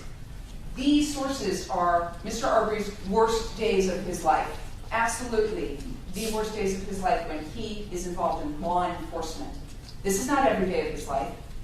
And to have their doctor come in and go, well, I looked at all this stuff and it supports a conclusion based on a 2-hour form that got filled out as a diagnosis, the state contends that's a raggedy patchwork of sources that their doctor had to work with because their doctor never ever met Mr. Arbery and never talked to him on his best day.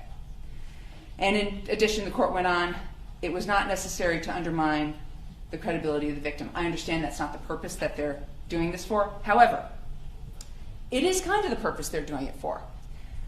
This is propensity evidence. They have said it's propensity evidence. They said, well, he's got a diagnosis and it makes him angry and it makes him, emotional. And therefore, he must have been angry and emotional, and therefore, this is how he reacted that day. All of which is speculation, and all of it is propensity evidence, which is not allowed. And Judge, that is the basis for why we ask that you deny this, and we will, of course, brief this and put all of this together for you in the brief. All right.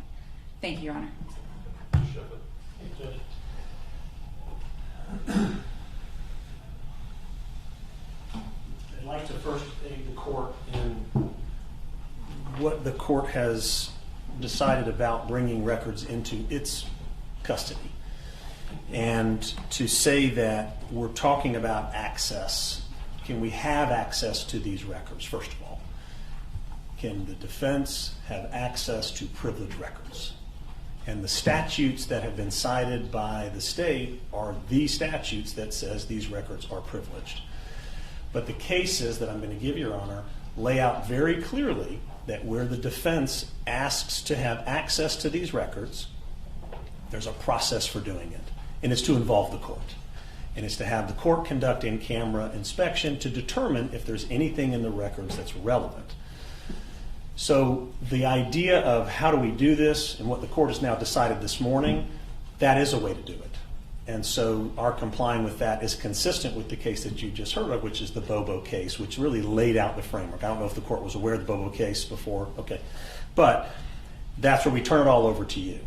But the Bobo case also says we're not turning records over to the judge to have the judge review the records because psychological records are inadmissible or the facts and data contained within psychological records are inadmissible. The judge has to decide that. So I want to point out a couple of cases and get to the heart of it. We're talking about constitutional rights and the way that the Supreme Court and the Court of Appeals have interpreted constitutional rights and that interplay with the statutory protected rights. And so the Sixth Amendment confrontation is not just confrontation of a witness on the stand for purposes of credibility. It is to confront the state's case against the defendant and to confront it with relevant evidence that speaks to the defense and the central issues in the case. So the state is citing cases to you under the umbrella of relevance to say, well, there's a lot of cases where you can attack the credibility of the witness. We're not talking about that. We are so far moved past that issue. You're hearing it now from me. It's not about the credibility of Ahmaud Arbery.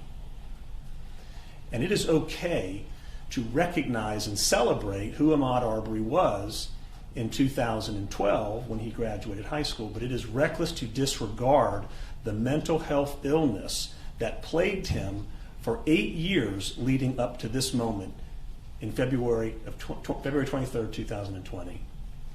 If you look at, and I'll cite these cases to you, records like juvenile court records, that issue has been handled. Those are privileged records, but those give way under the Davidson versus State case here in Georgia, Pennsylvania versus Ritchie, which is U.S. Constitution case. Those are juvenile court records. School records, FERPA, subpoena, all that gives way to the private information in school records. And then you move to evidence of mental illness, psychiatric, psychological, and or treatment records. And Donaldson versus the state, when we're talking about access and privilege, Donaldson versus the state, 192 Georgia App 37, holds psychological medical records are not absolutely privileged. A blanket denial of records is improper, as all psychiatric records contain more information than merely the statements made by the patient to the therapist. Now, they do go on to say that some of those communications may be protected, but the diagnosis and the dates of those diagnoses and the medication that was prescribed, that type of information can come out of those records and be used for relevant purposes. So the protection is we are going to protect people's rights to communicate openly and freely about their problems. But that doesn't mean we can't learn what was decided and determined based on those communications and what diagnosis came and then how it impacts the person. I'm just speaking right now to the statement by the state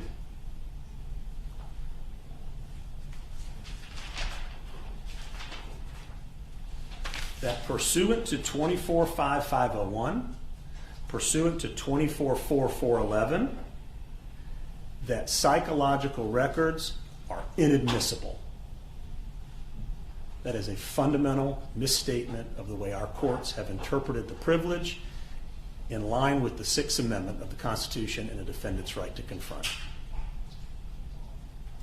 Yes, there's a privilege, but that analysis and interpretation flies in the face of all of the cases that say you can have access. Bobo case says this: while the privilege should be given the utmost deference, when the privilege of a witness stands in the way of the defendant's right to confront the witnesses against him, then upon a proper showing by the defendant, the balance must be tipped in favor of his constitutional rights and the search for the truth. It says further, in order to abrogate the psychiatrist-patient privilege, the defendant must make a necessity showing that the evidence in question is critical to his defense and that substantially similar evidence is otherwise unavailable. We don't have to have our experts say what the records are, but it's important to note that on the timeline of his life, Mr. Arbery's life, that he had a diagnosis, that he was exhibiting certain behavior and certain conduct because it fits within the quality of the opinion of the expert and how it is relevant. So if you want to protect some of the speech that he gave, the witness doesn't have to share the speech. But it informs the expert's opinion and the quality and the credibility of that opinion to the jury. So we can use the records in a way that are permissible upon the showing of necessity. And while there are anecdotal accounts that the state has chosen to get into the mind of Ahmaud Arbery suddenly and say, well, these are just his bad days. These are just his days over the course of 3 years, which shows a very sad decline based on mental illness. And because he has had this decline in the presence of cameras and other people, then it's been captured. And then, of course, we should use it to analyze whether it fits within this idea of mental illness and relevance. It would be error not to consider this evidence because it comes from reliable sources, well-meaning people who are either trying to do their job or protect their community and have an interaction with Mr. Arbery. And so when we look at this, whether it's his mom or whether it's his community service officer, supervision officer, it is certainly the most quality of evidence that exists for this purpose. I also want to tell you the case of Lindstrom. Lindstrom, U.S. v. Lindstrom, Lindstrom, that is an 11th Circuit case. And Lindstrom was about a witness's mental illness who testified. The issue in Lindstrom was that the defense wanted to point out that this particular witness had a mental illness that caused her to have behavior, that caused her to do things that was relevant to the defendant's defense. And in Lindstrom, the court said, it is an abuse of discretion to preclude defense counsel from obtaining relevant information. The witness's privacy must yield to the paramount right to the defense, and in that case it was to cross-examine the witness. We're not going to cross-examine Mr. Arbery, but this evidence is of paramount importance to the defense, and just like in Lindstrom, it's about access to evidence of mental illness. In the Lindstrom case, most specifically, the court concluded, we hold that the jury was denied evidence necessary for it to make an informed decision.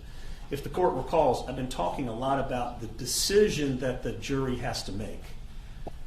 The decision about whether or not Travis McMichael's interpretation of conduct that he was observing on that day, or what he was seeing that was odd about Mr. Arbery, was in fact necessary and relevant to his decision of how he had to defend himself that day. And so if you look at this statement, we hold that the jury was denied evidence necessary for it to make informed determination of whether the witness's testimony in that case was based on all the stuff that she testified about or whether it was the product of psychotic hallucination.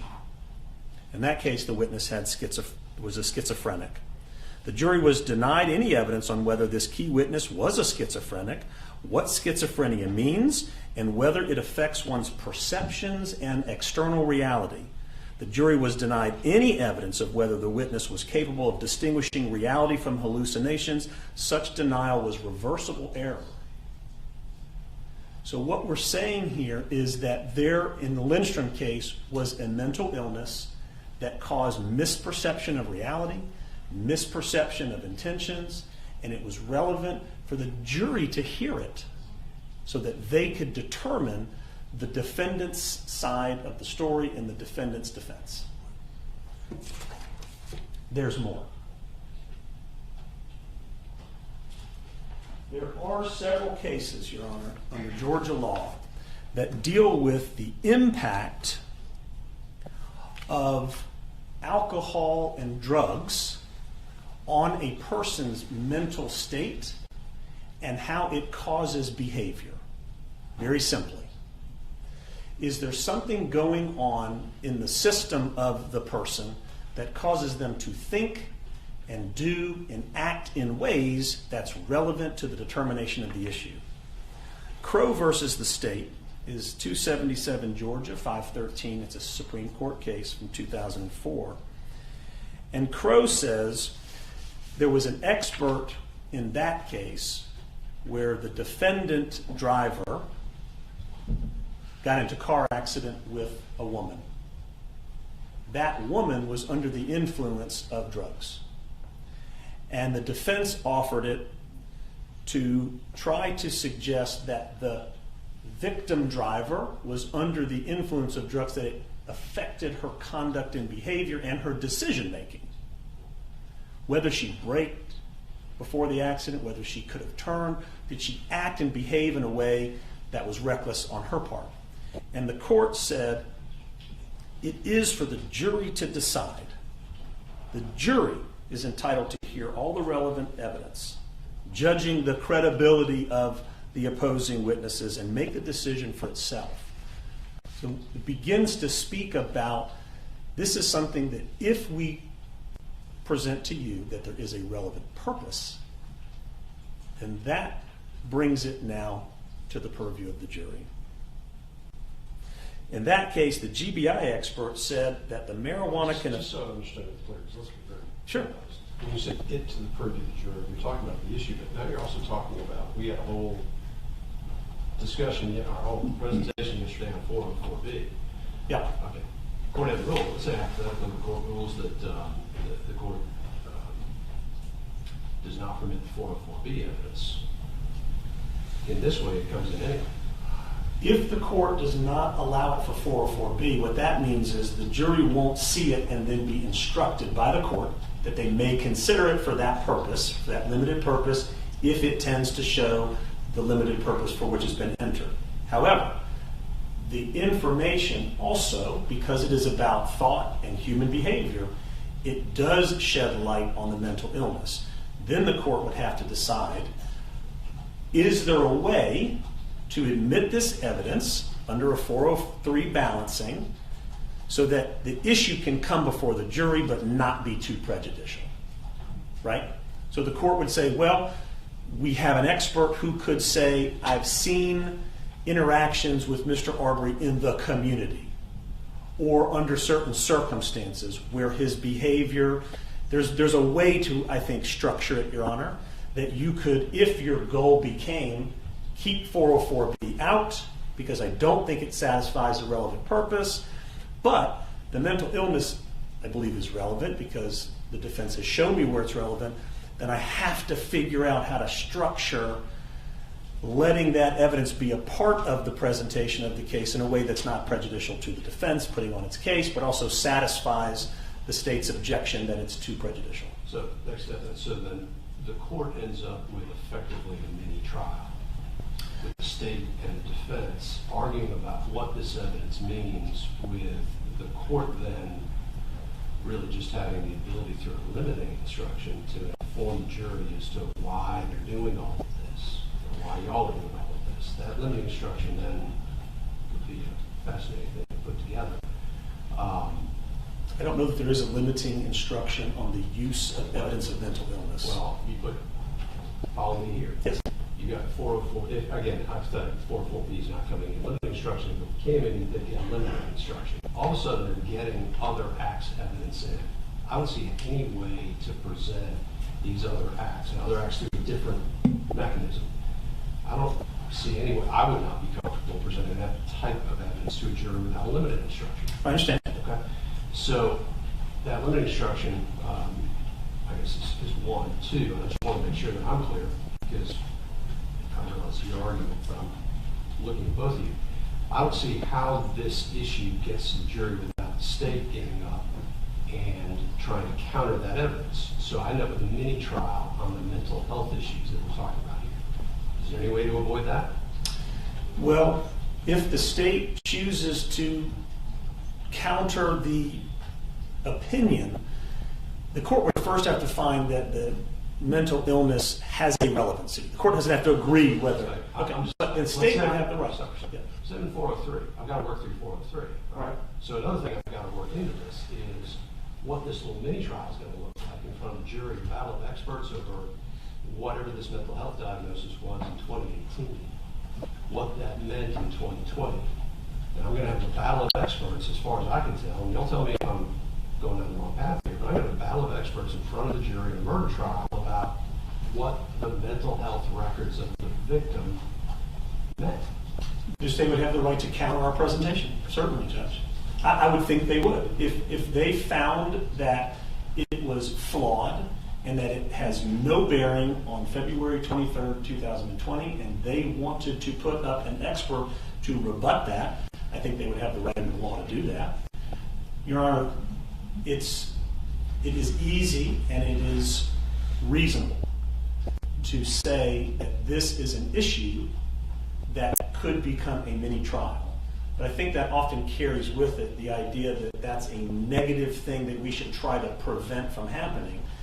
We're not saying we want to inject a mini trial of another matter in this case. We're saying that it holds a special significance to the case. Let's take a step back. I think that's all well good, but one of the things that I think we need to really focus on when it comes to trying cases is the practicality of trying a case. And so all I want to know is whether or not that's an issue that I may face. I think it is. Okay. Because it's clear the state is going to counter the evidence, and I've got to work through what that all means. Let's see, because we could spend a lot of time just sort of walking through this. I think this would be much better to just go ahead and get down on paper, get it briefed to the court, so the court has an opportunity to digest it. Understood. Again, I'm giving you at least a little bit of an outline. I'm not saying this case, again, is the case that holds the key to all of this, but at least it's the court framework to work off of. So again, I've got an idea on what I need to look at. I would appreciate particularly citing the cases that you have in Georgia, what the parties have, so I can go ahead and start digesting the issue and start putting together some thoughts and ideas on how we address this. Yes, sir. May I inquire? We're going to brief this on what I have kind of labeled as access, the court having access through taking the records. Would that also be helpful, or do you want us to go straight to relevance? I think we should go straight to it. I'm taking it. You're taking it. So the access is no longer an issue. Now it's about relevance. Okay. And the other matter for Your Honor is... Well, let me back up. Yeah. I'm taking the bid. So access for the court to initiate this process. I'm not going to do that. Okay. I do think the waiver issue is important. Okay. Okay. So I do want that briefed. I want to make sure I understand where these records came from and the party's position with regard to the waiver.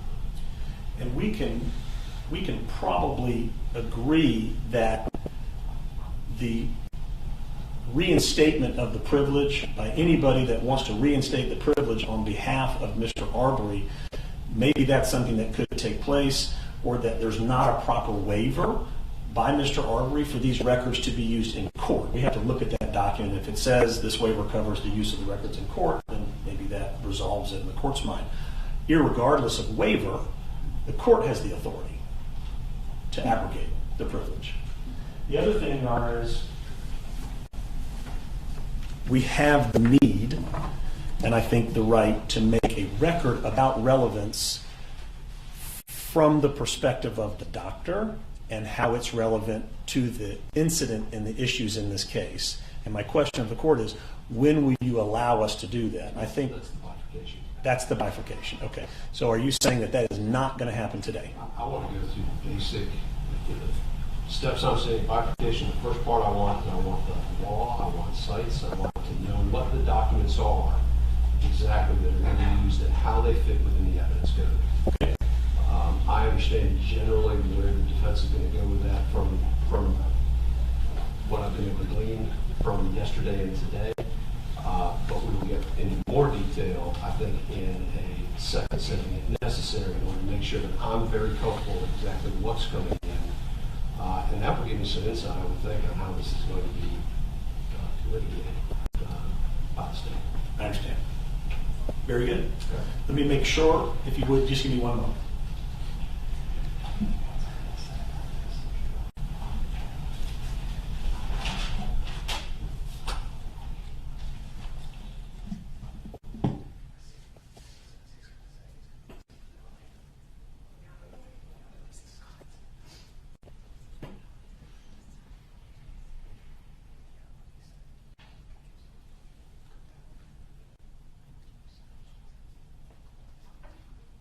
Okay, we all concur, we respect what the court is asking for. We want to help with that, and we'll provide it to you in the time that you've asked for. Yes, that's good to hear. Not sure how to respond to that. Yeah. All right. The discussion did bring up another matter that I do need to follow up on. Is you had inquired about some records that were supposed to be coming in feedbacks. Yes, I had done an ex parte motion, but it ended up, the order got filed, so no ex parte anymore. Well, yeah, maybe, but like I said, but I will tell you, there was a inquiry in my office very soon after my order about the documents. And I need to look back and see if there's any, just follow back up on it, because I have not seen those documents. Well, Mr. Chamberlain, and I'll find the email, he'll give me the date of when he dropped them off in Chatham County. And, Just generally in Chatham County? No, to your chambers is what I understood. I can check with Ms. Carney. I can find out who exactly he left them with, but he did comply with your order and the date and the order, and then contacted me and indicated, just gave me, I think, the amount, the size that he thought it was, and that he had complied with the order, and that's where we were. All right. Well, maybe simply a question of them being placed in a special place somewhere in chambers, and I just have not seen them yet, so I'll have to find them. All right. It didn't occur to me until you inquired about it, and so I'll just have to look at those. But I'll follow back up. All right.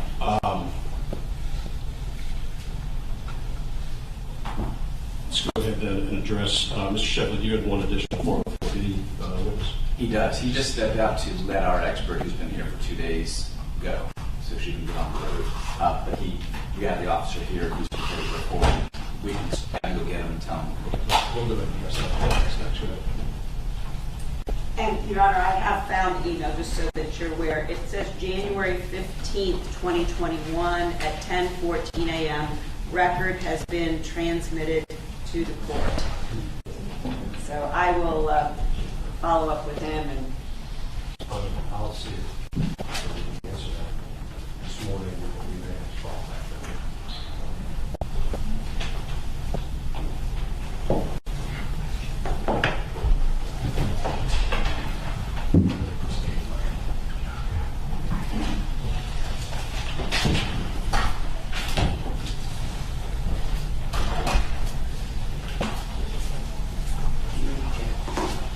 Call Officer Yarbrough, please. Right then.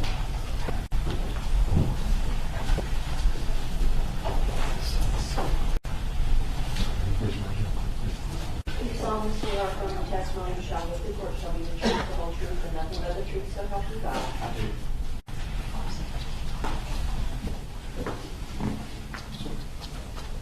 Please.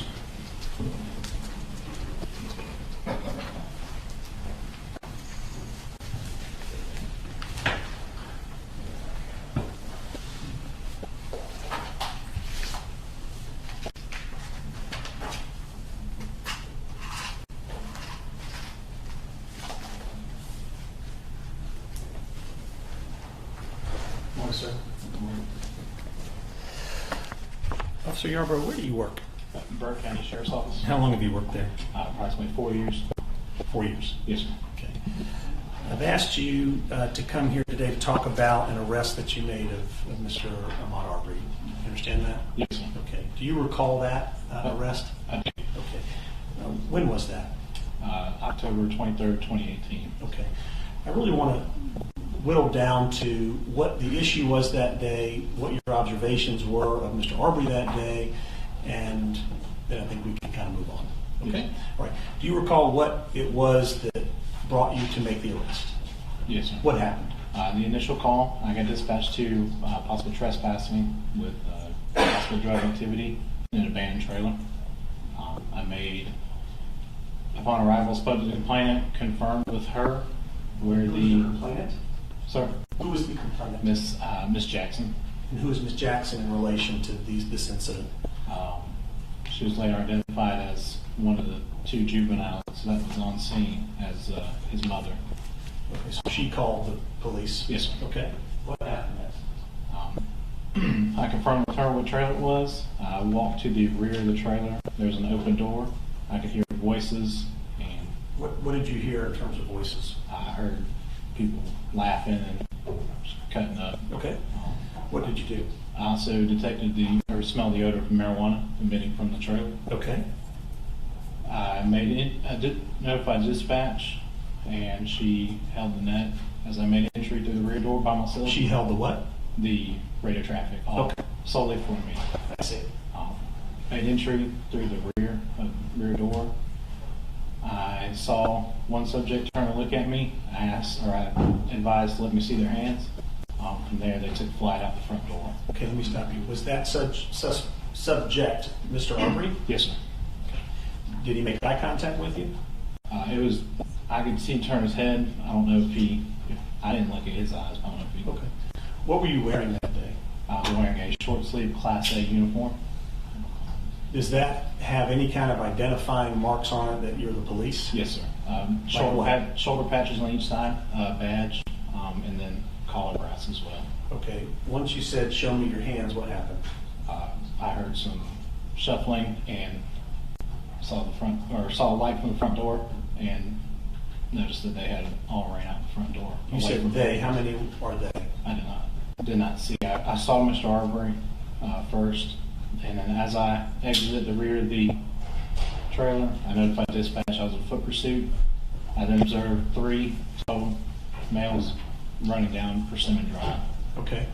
Did you identify yourself as an officer? I did as I was running. What did you say? I said, "Stop, police." Did Mr. Arbery stop? No, sir. Okay. What happened next as it relates to Mr. Arbery? I detained one subject. At that time, Deputy Clark came to assist me. He heard the radio traffic. He advised on the radio he had 2 black males walking back towards the incident location, and I advised him over the radio to detain them. Did Mr. Arbery immediately comply with detention? No, sir. In what way? It took multiple commands for them to get down on the ground, face down, so we could place handcuffs on them. What were you doing when you told him multiple times to get down on the ground? The other subject, Mr. Harrington, I believe was his name, I had unholstered my taser and activated it and pointed at Mr. Harrington and was giving him commands while Deputy Clark was commanding Mr. Arbery to get down. And with your tasers and Deputy Clark's tasers pointed at the 2 individuals, one being Mr. Arbery, did they immediately comply?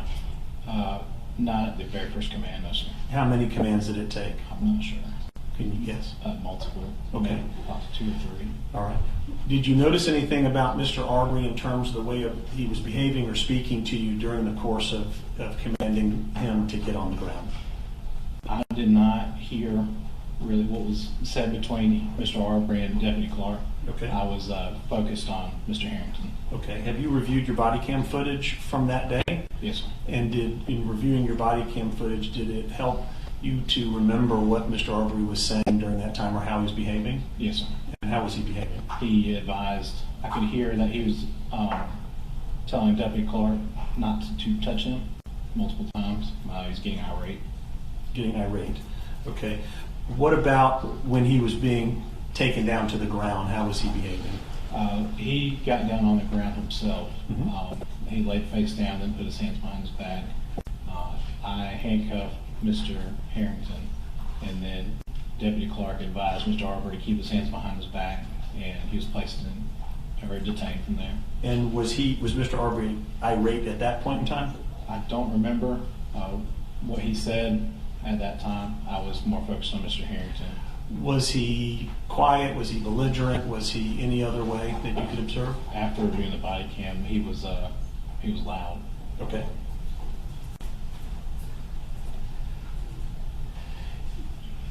Did you have evidence that Mr. Arbery at that point in time had committed a crime? Yes, sir. What crime was that? Obstruction of investigation. Okay. Did Mr. Arbery tell you whether he thought or not that he had committed that crime, or confront you or be confrontational about that in any way? He advised that he was not the one running. He was coming from a gas station a few miles down the road and would deny any involvement. Was he in fact the one running? Yes, sir. So was his statement to you the truth or a lie? It was false. False.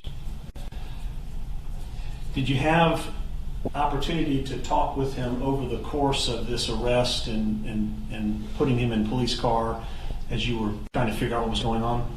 Deputy Clark escorted Mr. Arbery to the rear of his patrol vehicle. He then drove him back to the original incident location. After that, I was able to open the door and talk to Mr. Arbery. I got his name and his birthday, and I closed the door. I came back to talk to him and advise him of his Miranda rights prior to any questioning. Did he understand those rights? Yes, sir. Okay. And did you observe anything else about his behavior once he was inside the police car, whether he stopped being loud or irate? He still continued to be argumentative of the situation and contesting why we were placing him in, or detaining him and placing him in the rear of the vehicle. Do you recall whether he said that he was just out jogging that day and that you had arrested him for no reason? Yes, sir, he did. Was that true? No, sir.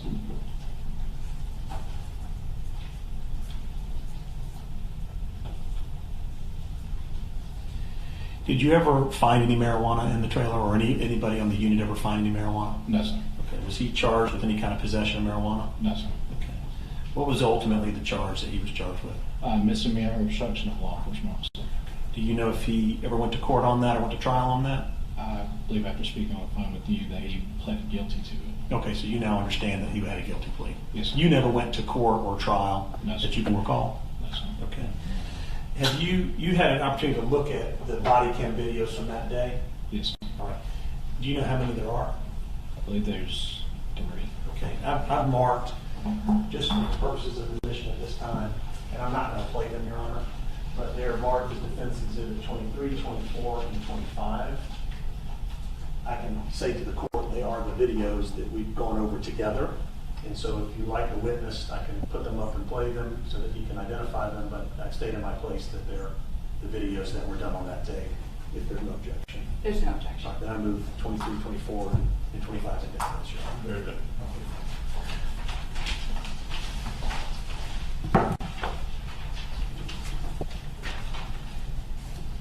I just want to be clear on the record, these are his body cam videos. They're not Clark's body cam videos. So they are his body cam and another officer's body cam, but I'd be admitting them because they fairly and accurately depict what happened on the day where he was present. If you want the other body cam, Sorry? he's reviewed the other body cam? Yes, he said he reviewed 3 of them. Was he actually present when present at the time with the other officer? Yes, sir. We'll probably ask him. For the purposes of this hearing, no objection to all 3, with the caveat, of course, that 2 of them are his and 1 of them is another officer who did not testify. So,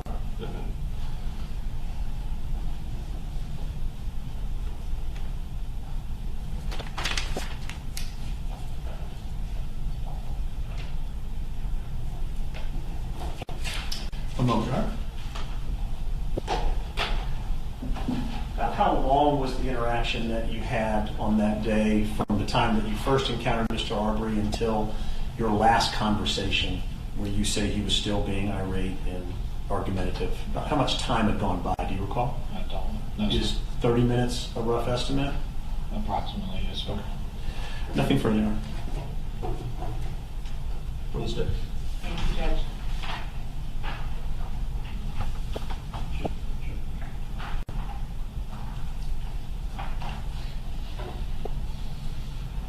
Deputy? Yes, ma'am. Okay. Deputy Yarbrough. So misdemeanor obstruction, is that what he was charged with? Yes, ma'am. Okay, so you don't have any actual independent knowledge of what the disposition was in this case, do you? No, sir. No, No, ma'am. the defense attorney told you what it was, wasn't it? Yes, ma'am. Okay. And Deputy Clark, how was he dressed? He had a Class B uniform on, which consists of black polo and green tactical pants with a black outer carrier vest, properly marked the sheriff's office on it. Okay. And the body cam that you were wearing, was that the kind of like right here in your chest with the box? Yes, ma'am. Okay, is that what Officer or Deputy Clark also had on? Yes, ma'am. Okay. How many other officers were out there? And initially, it was just me. Deputy Clark was the first responding officer. After we had placed them or detained them, I believe Sergeant Bars and Lieutenant Williams had arrived on scene as well, and Reserve Officer Reed. So there were 5 deputy sheriffs out there? Yes, ma'am. Okay. I just want to make sure that there were 5 deputy sheriffs out there for a criminal trespass in a vacant trailer. Yes, ma'am. Okay. And what was the date of this? I believe it was October 23rd of 2018. 2018. And were the other deputies there in full uniform as well? Yes, ma'am. And were they in marked patrol cars? Yes, ma'am. And so if anybody saw you, they'd know you were a law enforcement officer, right? Yes, ma'am. And you immediately identified yourself with Stop Police. After they took flight, yes. Okay, so when you first went in the trailer, what'd you say? Let me see some hands. Okay. Referring to just to put their hands up. Okay. And then they took off out the door, Yes, ma'am. and then you yelled, "Stop Police." Yes, ma'am. So you identified yourself right away as a law enforcement officer. Yes, ma'am. I'm going to show you what's been marked as State's Exhibit number 41. I've already showed opposing counsel this. I know you haven't seen it before, but just go ahead and take a look at it, see if you're able to identify it. Yes, ma'am. This is Persimmon Road where the incident happened. Okay. Is it fair and accurate layout of that area on Persimmon Road? Yes, ma'am. At this time, the state would tender into evidence State's Exhibit 41. No objection. All right. So we're taking a look at this. I'm going to hold it this way so the judge can kind of see it. Is this our vacant trailer down here at 125 Persimmon? Yes. Or is that where she called from? I believe that's the complainant's address where she called from. Okay, so then we got this thing. Is that the vacant trailer right adjacent to it? Yes, ma'am. Okay, because you've been out there, you know. Yes, ma'am. All right. Now, if we walk up here, did you come to learn that Mr. Arbery, his grandmother lived at 158 Persimmon? Yes, ma'am. And that's, I mean, can you see the vacant trailer from Grandma's house? Yes, ma'am. Okay. Now, when you actually first encountered the first juvenile and talked to him, that was something different than when Mr. Arbery and Mr. Edwin Harrington came back down the street. Is that right? Yes, ma'am.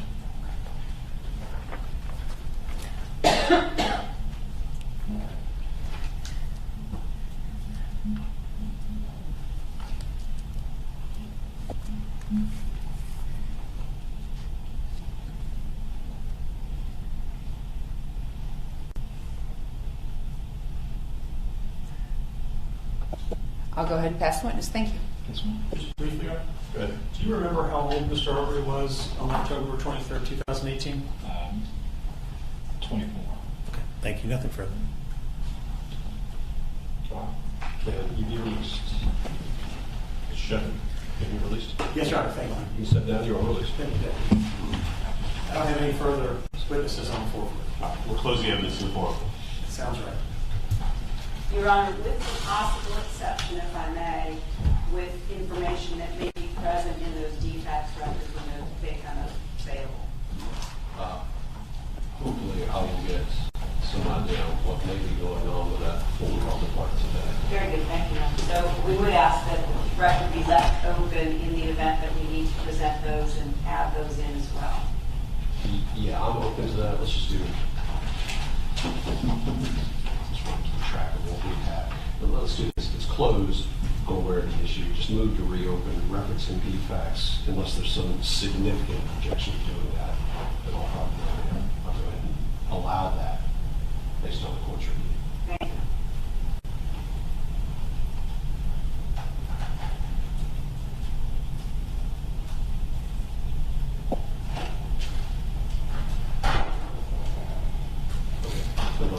actually sent in a zip drive.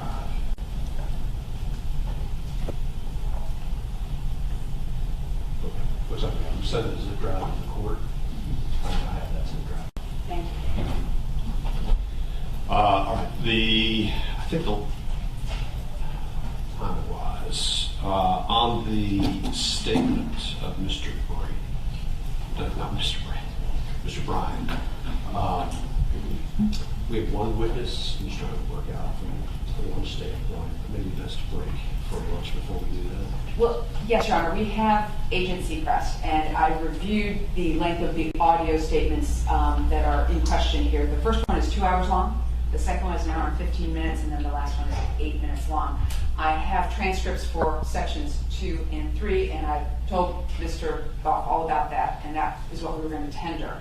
I do not have from Mr. Goff specificity as to where in these motions or where in these conversations in the audio with Mr. Bryan his complaint of hope of benefit or fear of threat. So I'm going to tender them in. I believe that would help the court, and I'm sure Mr. Goff will pinpoint us to where it needs to be played. Your Honor, I haven't seen the transcripts. I'm not complaining. If we could take a lunch break and I could maybe get a paper copy of the transcripts.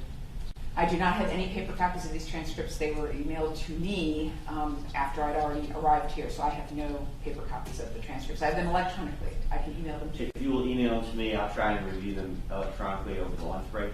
I have the benefit, Your Honor, of having been present for these interviews, but they're still rather long. But I think we would be ready this afternoon to address that. I prefer to go ahead and get that out of the way. Yeah, let me see how we're going to do it for a minute. Is the plan to play the whole statement, or are we narrowing down to the parts that are at issue? Or is it something the court can review in camera based upon the evidence that gets presented? How are we going to do this? I would suggest that the exhibits be tendered and that the court be able to review them as the court deems appropriate, and we can point out by briefs the relevant portions thereof and do it that way. Because of the length of them, I mean, there's different views. A lot of judges want to see the whole statement before making the ruling. A lot of judges don't. In this case, I'm guessing you're going to actually want to review the actual statement. And I'll tell you the way I normally handle it is I've taken the evidence, and if it's a long statement, generally I'll just ask that a copy of the statement be provided, and if there's no objection to the court reviewing the video or whatever it may be, after the evidence presented. The trick to that, though, is knowing what to look for. So that's not going to work if it's simply the court just needs to look at this and see whether or not there's something the court thinks may be inappropriate in there. That's really my question. I believe that if the court gives us a reasonable period of time following today's hearing, I can identify any excerpts in particular that I want to address to the court. I think the issues in this case are beyond the content of the statements themselves. So it's worthwhile having a hearing. But I'm happy with the transcript being able to turn around and cite any particular portions of the transcript to the court. I know there's one excerpt in the second interview, about 20 seconds, that I'll be able to give the court. If I have the transcript, I give the court page numbers. Yes, Your Honor. Based on Mr. Goff's brief to the court, he asserts that Agent Seacrest made promises. I'm going to put Agent Seacrest up to discuss those very things. So I believe that what Mr. Goff is trying to say is those promises by Agent Seacrest are not contained in the actual interviews that took place. They were outside that. So I think that's, of course, his assertions. So the burden, of course, is on me, so I have to put him up, even though they're the defendant's assertions. So it sounds like there's no objection to proceeding with the agent today. With the evidence being tendered in, giving the court the opportunity, it sounds like to the extent necessary to review the full statement itself.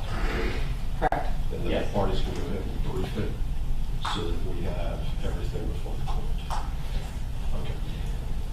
So do we just then need to, well, let's go ahead and break lunch. We'll do it right after lunch.